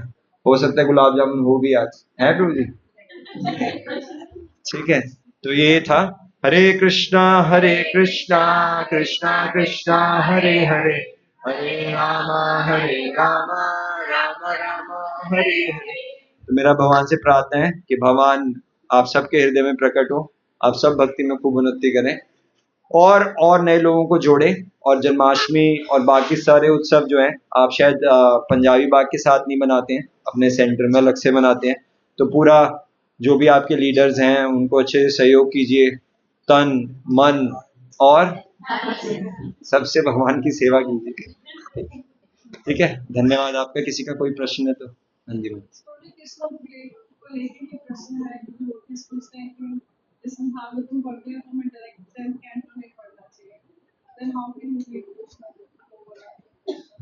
तो माती बहुत अच्छा प्रश्न पूछे हैं कि 10th कैंटो क्या हम डायरेक्टली पढ़ सकते हैं, थे ना? तो क्या इसके, क्योंकि भगवान की उसके अंदर कुछ गुहे लीला भी है ना, जैसे भगवान की रास लीला भी उसी में आती है, 5 अध्याय। तो कुछ लोग जो है वो क्या करते हैं, वो उनको कुछ नहीं जानना भगवान के बारे में, वो नहीं जानना चाहते कैसे भगवान ने कुरुक्षेत्र में युद्ध किया, कैसे भगवान ने असुरों का वध किया। वो सिर्फ भगवान की कौन सी लीला पढ़ना चाहते हैं? रास लीला, उसी में उनको अच्छा लगता है। तो इसीलिए प्रभुपाद जी मना करते थे कि हमें क्रमानुसार पढ़ना है, डायरेक्टली रासलीला पे नहीं जाना। लेकिन कृष्णा बुक बहुत विशेष है। देखिए वही प्रभुपाद जी जो कह रहे हैं डायरेक्टली रासलीला को नहीं पढ़ना, उन्हीं प्रभुपाद जी ने जब कृष्णा बुक लिखी थी तो क्या किया था, उन्होंने सबको बोला था कि इसको सड़कों पे बांटो। पढ़ने के लिए तो बोला ही, लेकिन उन्हें बोला सड़कों को। वो व्यक्ति जिसने आज तक उसको राम कृष्ण इन सब के बारे में पता ही नहीं, उनको डायरेक्टली बोला कि आप कृष्णा बुक पढ़ो, भगवान की लीलाओं को पढ़ो। ठीक है। और जब प्रभुपाद जी के पास सबसे पहली बार वो बॉक्स आया था जिसके अंदर बहुत सुंदर कृष्णा पुस्तक छिपी थी, तब उसमें उसका सिल्वर कलर का उसका कवर पेज होता था और रेड कलर से लिखा हुआ था कृष्णा। प्रभुपाद जी देख के बहुत खुश हुए थे, उनकी आंखों में एक चमक आ गई थी। और तभी प्रभुपाद जी ने उसी समय किसी को वो कृष्णा बुक दे दी थी, एक बुक। तो जैसे ही वो बॉक्स आया था तो उसमें से एक बुक प्रभुपाद जी ने तभी डिस्ट्रीब्यूट कर दी थी। तो हम खुद जानते हैं कि प्रभुपाद जी कृष्णा बुक को पहले ही डिस्ट्रीब्यूट करना चाहते थे। ऐसा नहीं है कि वो नहीं चाहते थे कि कोई पढ़े, से नए व्यक्ति के लिए भी चाहते थे कि वो पढ़े, पहला ये चीज। दूसरा, कृष्णा बुक के अंदर प्रभुपाद जी ने, आप ये देखेंगे, डायरेक्टली भगवान की सिर्फ लीलाएं नहीं दी। प्रभुपाद जी ने उसके अंदर भी इतनी फिलॉसफी दी है कि सिर्फ कृष्णा बुक पढ़ के भी कोई भी जो है सब कुछ जान सकता है कि भगवान कौन है, देवी देवता कौन होते हैं, भगवान कैसे कृष्ण परम पुरुषोत्तम है, और भौतिक जगत में कैसे हम सब फंसे हुए हैं, सब चीजें प्रभुपाद जी जो है उस कृष्णा पुस्तक में बताते हैं। तो इसलिए जो है कृष्णा पुस्तक में सिर्फ लीलाएं नहीं है, फिलॉसफी और लीला का एक बहुत ही अद्भुत ब्लेंड है। तो इसलिए सब लोग जो है उसको पढ़ सकते हैं। तो वो फिलॉसफी हमें शुद्ध भी करती है, सही दृष्टिकोण बताती है। रासलीला का आप चैप्टर चाहे खोल के पढ़िए, प्रभुपाद जी जब भी भगवान की कोई लीला बताएंगे तो वहीं पे क्या कोई फिलॉसफी भी दे देंगे, ताकि हम जो है हम डायरेक्शन लूज ना करें। ठीक है, तो किसी और का कोई प्रश्न? जी माते। प्रभु जी हमें एक बात बताओगे, हमारे मतलब कहने का मतलब इस संसार में तो मेरा कौन सा देश चल रहा है, नौकरी का फादर की जगह लगी है, जो मेरे को अपने ना उसको छोड़ नहीं गए, नहीं मानता। तो वकील मेरे को मुश्किल से मुश्किल 10-12 बारी लग के आके केस करा, झूठ बोल के बुला लेता बाहर, कह देता कि जाओ तुम तारीख खत्म होगी, हम अब भेजना है कोई 30 तारीख की डेट से। तो मैं ये कह रही हूँ भगवान से, काम हो या ना हो लेकिन वो झूठ ना बोले, इस फैसले को खत्म करवा देना। तो मैं ना इधर की रहूंगी नहीं उधर की, इसलिए मेरे को ऐसा लगता है तो वो झूठ क्यों बोल रहा है, मतलब उसे क्या लाभ हाँ हो जी, रहा हाँ है जी, हाँ झूठ जी। बोलने तो बात ये से, देखिए, मुझे उससे बहुत नफरत है। हाँ मैं समझ गया आपका प्रश्न।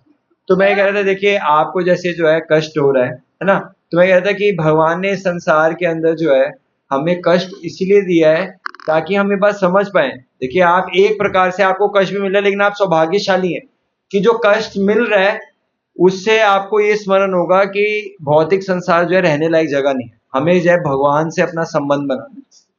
तो इस संसार के अंदर शुरुआत से लेके देखिए भगवान गीता में क्या कह रहे हैं, जैसे अगर मान लीजिए कोई कंपनी है, सैमसंग का फोन है आपके पास या आईफोन है एप्पल का, तो एप्पल कंपनी बता सकती है उस फोन के बारे में कि कैसे फीचर हैं, क्या एक एक चीज बता सकती है, क्योंकि उन्होंने उस फोन को बनाया है। भगवान ने इस जगत को बनाया है। भगवान क्या कह रहे हैं, क्या है इस जगत का लक्षण? भगवान कह रहे हैं माम उपेत्या पुनर्जन्म दुखालयम अशाश्वतम, कि ये क्या दुखालय है। अब पुस्तकालय में आप जाके बोलो कि मुझे सांबर वड़ा चाहिए, मिलेगा? नहीं मिलेगा ना। दुख पुस्तकालय में क्या मिलेगा आपको? पहले बताइए तो सही, पहले अब मैं आप बाद में आ, तो तो इसलिए हमें क्या करना है, हाँ हाँ, तो इसलिए माते ये हमें देखना है कि हम सिर्फ अपने आप को बदल सकते हैं, सामने वाले का कैसा वो करेगा, कैसा व्यवहार करेगा, वो हमारे हाथ में नहीं। तो जितना जो व्यक्ति दूसरे को बदलना चाहेगा वो हमेशा परेशान रहेगा। आप मेरी बात का बुरा मत मानिएगा, लेकिन जब तक आप ये चाहेंगे वो झूठ बोलना छोड़ दे, आप परेशान ही रहेंगे। लेकिन अगर आप अपने आप को बदल लेंगे तो आप परेशान नहीं रहेंगे। हाँ, तो वो आप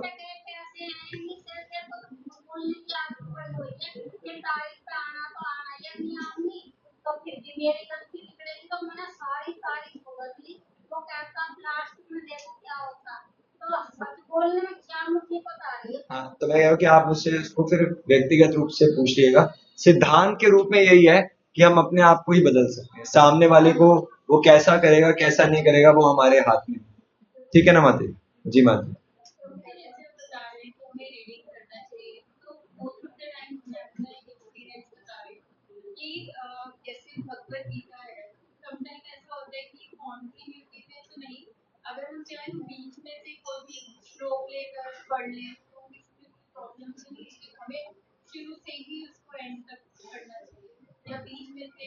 तो माते इसका आंसर ये है कि जैसे आम है, ठीक है ना, आम को आप जैसे मर्जी खाएं उसका स्वाद आएगा ही आएगा, है ना, चाहे आप उसको काट के खाएं, चाहे आप ऐसे ही, या कई लोग उसको चूस के भी लेते हैं, तो जैसे भी आप लें आम का स्वाद आपको आएगा ही आएगा। तो आप भगवत गीता या कोई भी पुस्तक, सबसे महत्वपूर्ण है पढ़ना। कुछ लोग जो है वो पढ़ ही नहीं पाते, शुरुआत ही नहीं कर पाते। तो जो चीज आपको अच्छी लगती है वहां से स्टार्ट कीजिए। अगर आपको लग रहा है फिलॉसफी आपको नहीं अच्छी लगती, आप सीधा भगवान का 10वां स्कंद उठाइए, उसको पढ़िए। लेकिन सबसे जरूरत है कि हम पहले पढ़ना शुरू करें।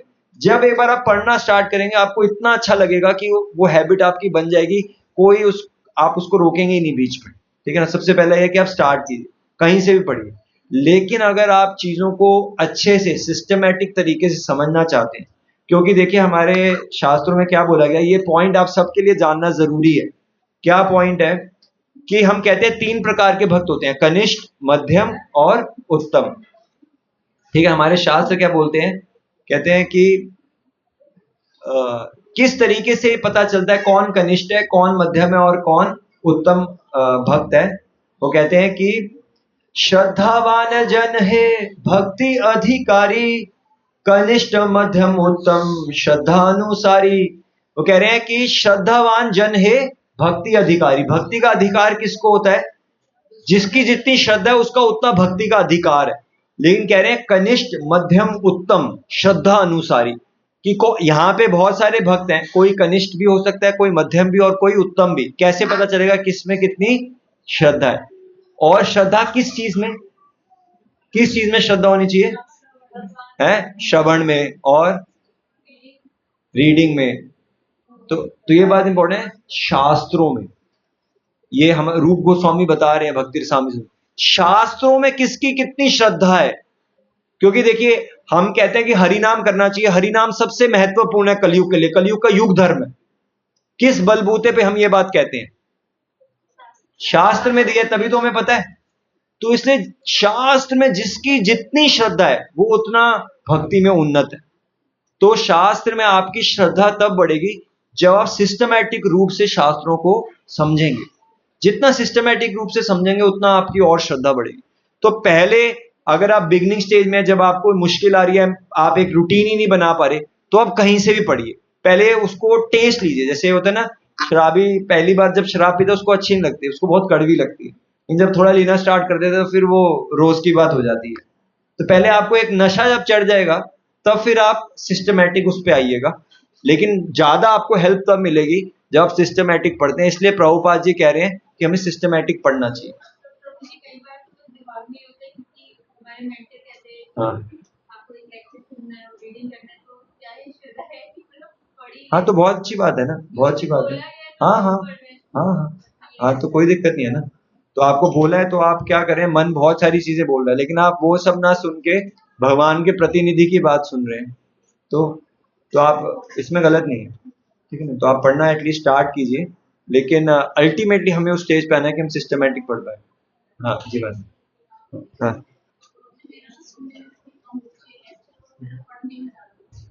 सुनने में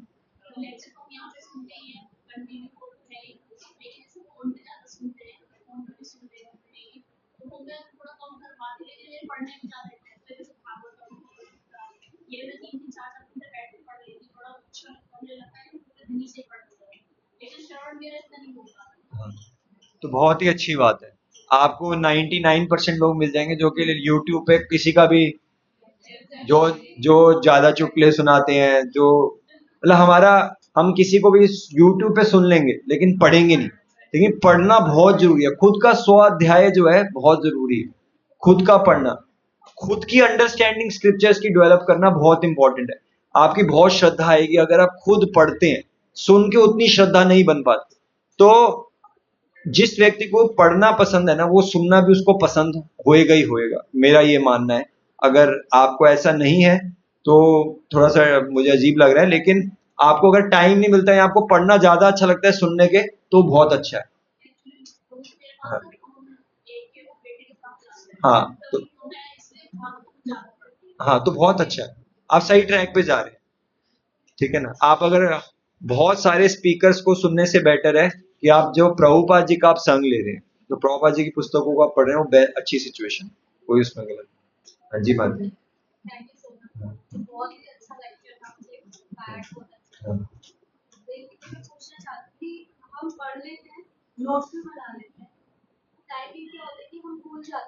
मतलब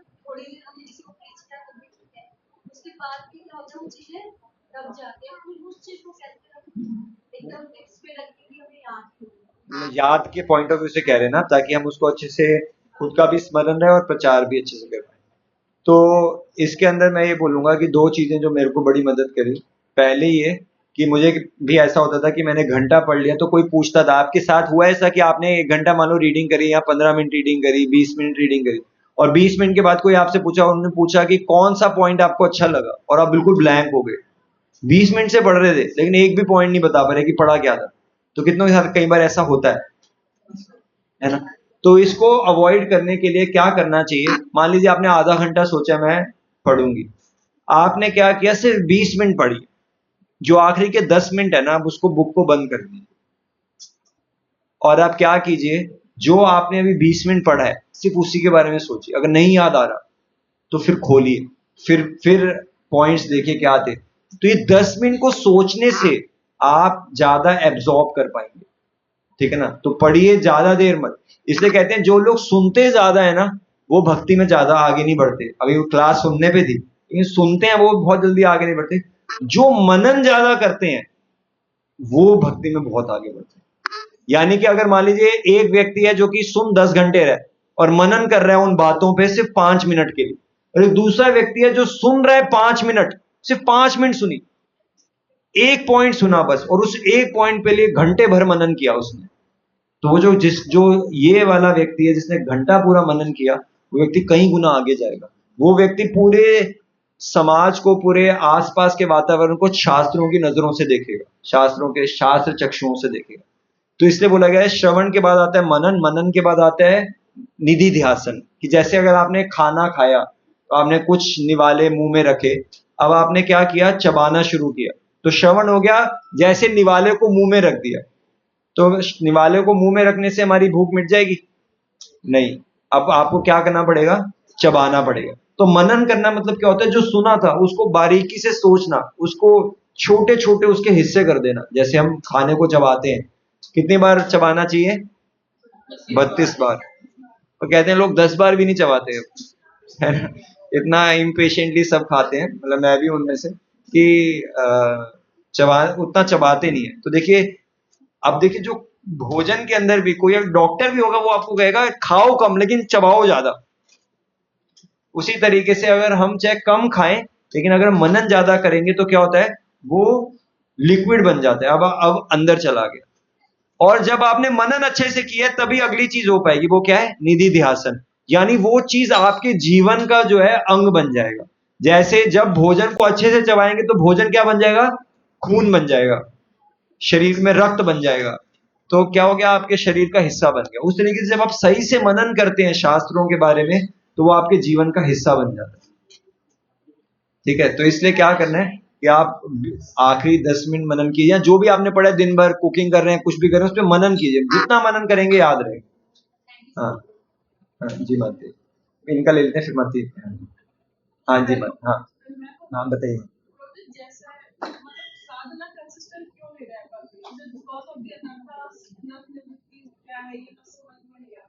हाँ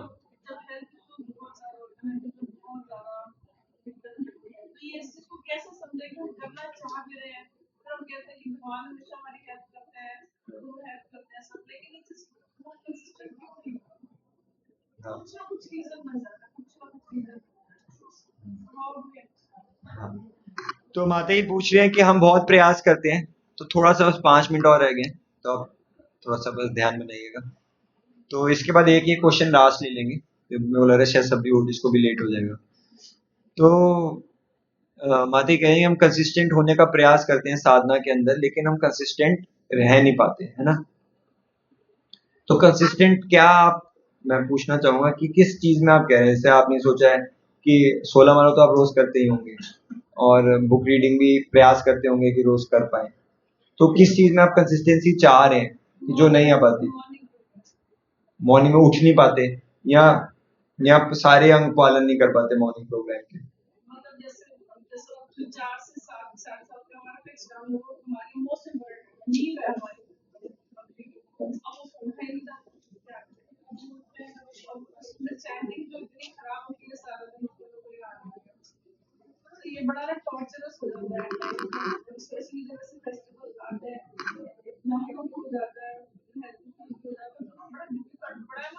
हाँ मैं समझ गया मतलब।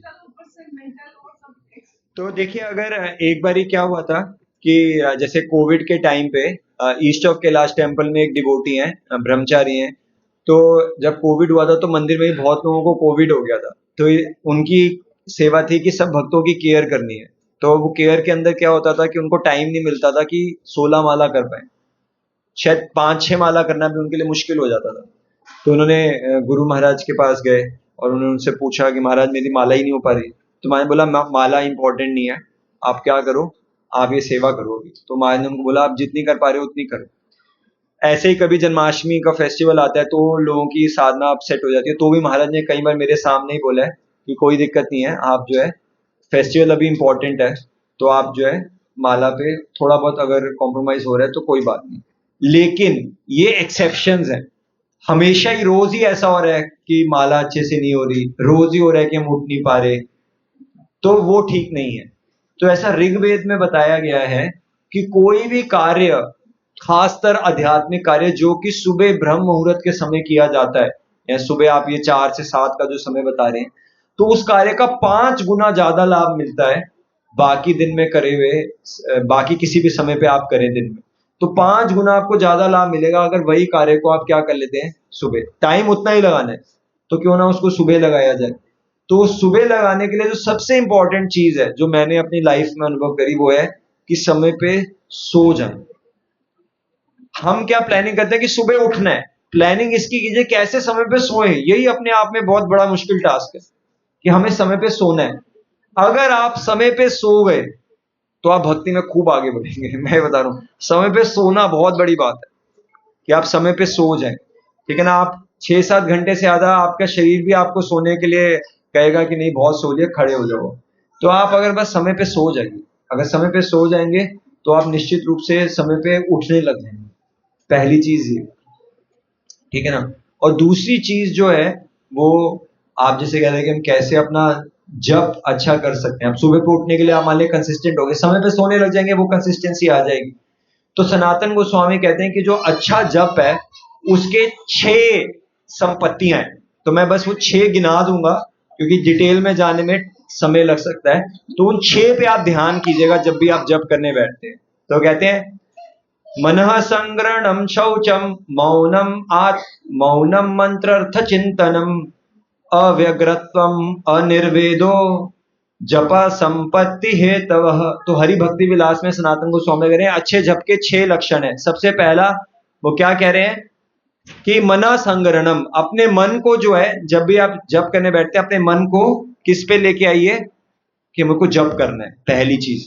दूसरा वो ये कह रहे हैं ये करने के लिए आपको क्या करना पड़ेगा, मंत्र अर्थ चिंतनम। जब आप जप करते हैं तो हमें स्टार्ट करने से पहले, जब मंत्र करते समय नहीं, स्टार्ट करने से पहले हमेशा मंत्र के अर्थ पे विचार करके फिर जप शुरू करना चाहिए। और मंत्र के अर्थ का विचार क्या है कि क्या है हरे कृष्णा महामंत्र का अर्थ, हे कृष्ण हे राधा रानी मुझे अपनी सेवा में लगा। तो आप ये इस पे विचार कीजिए कि मैं कितनी भाग्यशाली हूं कि भगवान की सेवा मुझे मिल रही है। तो ये मंत्र अर्थ चिंतनम करना। तो पहला क्या था, मन को संग्रहित करना, मन को नियंत्रित करना कि हम जप करने जा रहे हैं, इंपॉर्टेंट चीज करने जा रहे हैं, मंत्र के अर्थ का चिंतन करना। तीसरा वो क्या कह रहे हैं, मौनम। मौनम का मतलब क्या है कि जप के बीच में किसी से कोई बातचीत नहीं करना। तो जब जप कर रहे हैं तो किसी से बातचीत नहीं करना, ये बहुत महत्वपूर्ण है। चौथा वो क्या कह रहे हैं कि शौचम, कि जब आप सुबह उठते हैं तो आप स्नान करके, वैसे जप के कोई नियम नहीं है, आप बिना स्नान करे भी जप कर सकते हैं, है ना। लेकिन अगर आप स्नान करके करेंगे तो क्या आप फील करेंगे, फ्रेश फील करेंगे, और फ्रेशनेस के साथ आप जप करेंगे तो आपको अधिक लाभ होगा। तो ये चौथा। पांचवा कह रहे हैं अव्यग्रत्वम, बहुत जल्दी जल्दी नहीं करना चाहिए, यानी कि ये नहीं करना चाहिए कि कब खत्म होगी। कई बार होता है ना, माला निकाल के हम देखते हैं कितनी रह गई, फिर अभी फिर यार फिर माला निकालते हैं, तो ऐसे नहीं करना चाहिए, है ना। तो कई बार ऐसा होता है कि बस खत्म हुआ, फिर जैसे वो टांगते हैं कि हो गया, हमें ऐसा था कि शांति मिली, पता नहीं क्या चल रहा था, तो भगवान को कैसा लगता होगा। तो अव्यग्रत्वम, आराम से कीजिए, कोई दिक्कत नहीं है। ऐसे नियम मत बनाइए 16 माला सुबह 7 बजे तक कर ही लेनी है ताकि वो आप एकदम ट्रेन की तरह जप कर रहे हैं, नहीं, आराम से कीजिए। जब कीजिए ये 6 चीजों को याद करते हुए कीजिए। पांचवी चीज थी अव्यग्रत्वम, और छठा जो है अनिर्वेदो, इसका मेरे को अर्थ इस समय याद नहीं आ रहा, मतलब 5 चीजें आप याद रख लीजिएगा ना, मैं कभी एक बार चेक करके आपको बता दूंगा निर्वेदों का क्या आता है। तो मतलब अगर आप ये भी करेंगे, समय पे अगर आप सो गए और अच्छी आपने नींद ले ली ना, और फिर आप देखेंगे भगवान का स्मरण करना आसान हो जाता है, भगवान का नाम लेना आसान हो जाता है। बाकी फिर भी अगर हम प्रयास करते हैं तो वराह पुराण में भगवान एक बहुत अच्छी चीज बता रहे हैं जिससे आपको बहुत उत्साह मिलेगा। भगवान ये कह रहे हैं कि जो भूमि देवी हैं वो कौन है, हम सबकी माँ है ना, हम भूमि से ही एक भूमि देवी की ही संतानें। तो भूमि देवी अपने पति वराह देव से पूछ रही हैं हम सब के लिए, वो ये पूछ रही हैं कि जो आपके भक्त हैं वो पूरे जीवन अगर आपकी सेवा करते हैं, आपके भक्ति करते हैं, आपका नाम लेते हैं, लेकिन अगर मान लीजिए मरते समय वो आपका स्मरण ना कर पाए, अगर मान लीजिए उनके स्मरण में आप नहीं आए तो क्या होगा। तो भगवान उसमें क्या बोलते हैं, मेरे को श्लोक याद नहीं है, लेकिन भगवान बहुत गहरी बात बोलते हैं। भगवान कहते हैं कि जो मेरा भक्त पूरे जीवन मेरे को मेरी सेवा करता है, मेरे स्मरण करता है, तो जब उसकी अंत समय पे उसकी हेल्थ अच्छी नहीं होगी, देखिए हो सकता है कि हम में से आजकल वैसे ही बीमारियां इतनी बढ़ गई हैं और ओल्ड एज में बहुत बीमारियां होती हैं, तो हम पता नहीं तब भगवान को याद कर पाएंगे नहीं कर पाएंगे, अंत समय पे मरते समय भगवान का स्मरण आएगा नहीं आएगा। तो वहां पे वो बताते हैं कि अंत समय पे भगवान ये कह रहे हैं जिस मेरे भक्त ने पूरे जीवन मेरी सेवा करी है, तो मेरे भक्त की जिम्मेवारी नहीं है मुझे याद करने की। भगवान क्या कह रहे हैं, मेरी जिम्मेवारी है कि मैं अपने भक्त को अपना स्मरण कराऊं। तो अगर हमने अपना काम पूरा किया है तो भगवान अंत समय पे क्या है, खुद अपना स्मरण दिलाएंगे।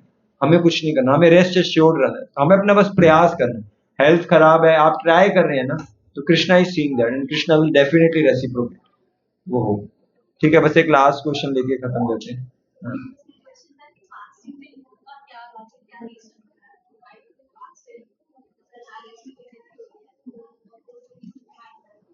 हाँ। तो फास्टिंग का देखिए एक ही मतलब है, फास्टिंग को क्या बोला जाता है संस्कृत में, उपवास। ठीक है ना, तो उप शब्द का मतलब क्या होता है, पास या नजदीक। उपनिषद, निषद मतलब होता है बैठना, उप मतलब नजदीक। तो वो चीज जो कि साधु ऋषियों के नजदीक बैठ के सुनी थी उसको उपनिषद बोलते हैं। उपवास मतलब होता है उप मतलब नजदीक, वास यानी रहना। तो यानी कि उस दिन भगवान के नजदीक रहे, या आचार्यों का अगर तिरोभाव हुआ है और उस पर हम फास्ट रख रहे हैं तो उनके नजदीक रहे। तो इसलिए आप देखेंगे जिस दिन भी हम फास्ट करते हैं उस दिन हम एक्स्ट्रा राउंड चैंट करते हैं। जैसे जो गुरु महाराज ने हमें क्या इंस्ट्रक्शन दिया था कि एकादशी पे 25 राउंड्स करते हैं, फास्ट है। और जिन तिथियों पे हम फास्ट करते हैं, विष्णु तत्व का अपीयरेंस हो गया या फिर आचार्यों का तिरोभाव है, तो हम आप वहां पे जिन आचार्यों पे हम फास्ट करते हैं उस दिन एक्स्ट्रा माला होती है। तो मतलब ये ज्यादा हम उनके नजदीक रहें, उनके बारे में श्रवण करें और उनके बारे में जप करें। हाँ, तो मतलब कि for at least some period of time we are not taking meals, ताकि हम कुछ भोजन नहीं करें, and for that time we can spend more remembering them, chanting holy names. तो उस तरीके से, तो इसलिए मतलब उसको 12 बजे तक का बोला गया। अब जैसे मान लीजिए नरसिंह भगवान का जब होता है तो शाम तक होता है, क्योंकि वो शाम में प्रकट हुए थे। ठीक है ना, भगवान कृष्ण के लिए अर्धरात्रि तक होता है 12 बजे तक, क्योंकि वो उस समय प्रकट हुए थे। तो टाइम का ये सिग्निफिकेंस है। उसी तरीके से जो आचार्यों का 12 बजे तक है वो ये है कि at least half of the day, मतलब हमें एक प्रकार से हो गया, अब रात में अगर आप 9 बजे सो जाते हैं तो आधा दिन हो गया 12 बजे तक, तो आधे दिन के लिए एटलीस्ट हमने उपवास कर लिया ताकि हम कुछ एक्स्ट्रा स्मरण करें। तो ऐसे बहुत सारे आचार्यों के आते हैं, तो ये कारण है कि हम एक्स्ट्रा उनके लिए, लेकिन उसमें कोई ऐसा सिग्निफिकेंस नहीं है। बाकियों में टाइम का सिग्निफिकेंस होता है कि इस समय प्राकट्य हुआ, या इस समय पे, जैसे भगवान कृष्ण के लिए भी ऐसा है, चैतन्य महाप्रभु के लिए भी ऐसा है। विष्णु तत्व में अपीयरेंस का टाइम का होता है, इन आचार्यों के उसमें होता है कि एटलीस्ट हाफ डे हम फास्ट करें इन देयर रिमेम्बरेंस, बस। हाँ, दैट इज अ मिनिमम। आप पूरा दिन भी फास्ट कर सकते हैं तो बहुत अच्छा है, अगर आपको हेल्थ अलाउ करते हैं बाकी। ठीक है ना, हर एक पर्सनल ले लें, पर्सनल पर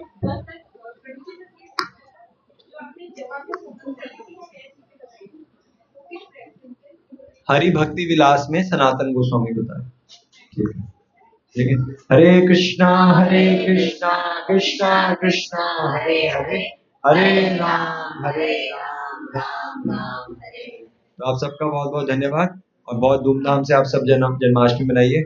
विशेष धन्यवाद स्मृति करुणा माता जी का, गीता भक्ति माता जी का और युधिष्ठिर प्रांतों जी का, कि उन सब ने बहुत इतनी अच्छी व्यवस्था करी ताकि अब सब जो है भगवान की भक्ति में आगे बढ़ सके। हरे कृष्णा।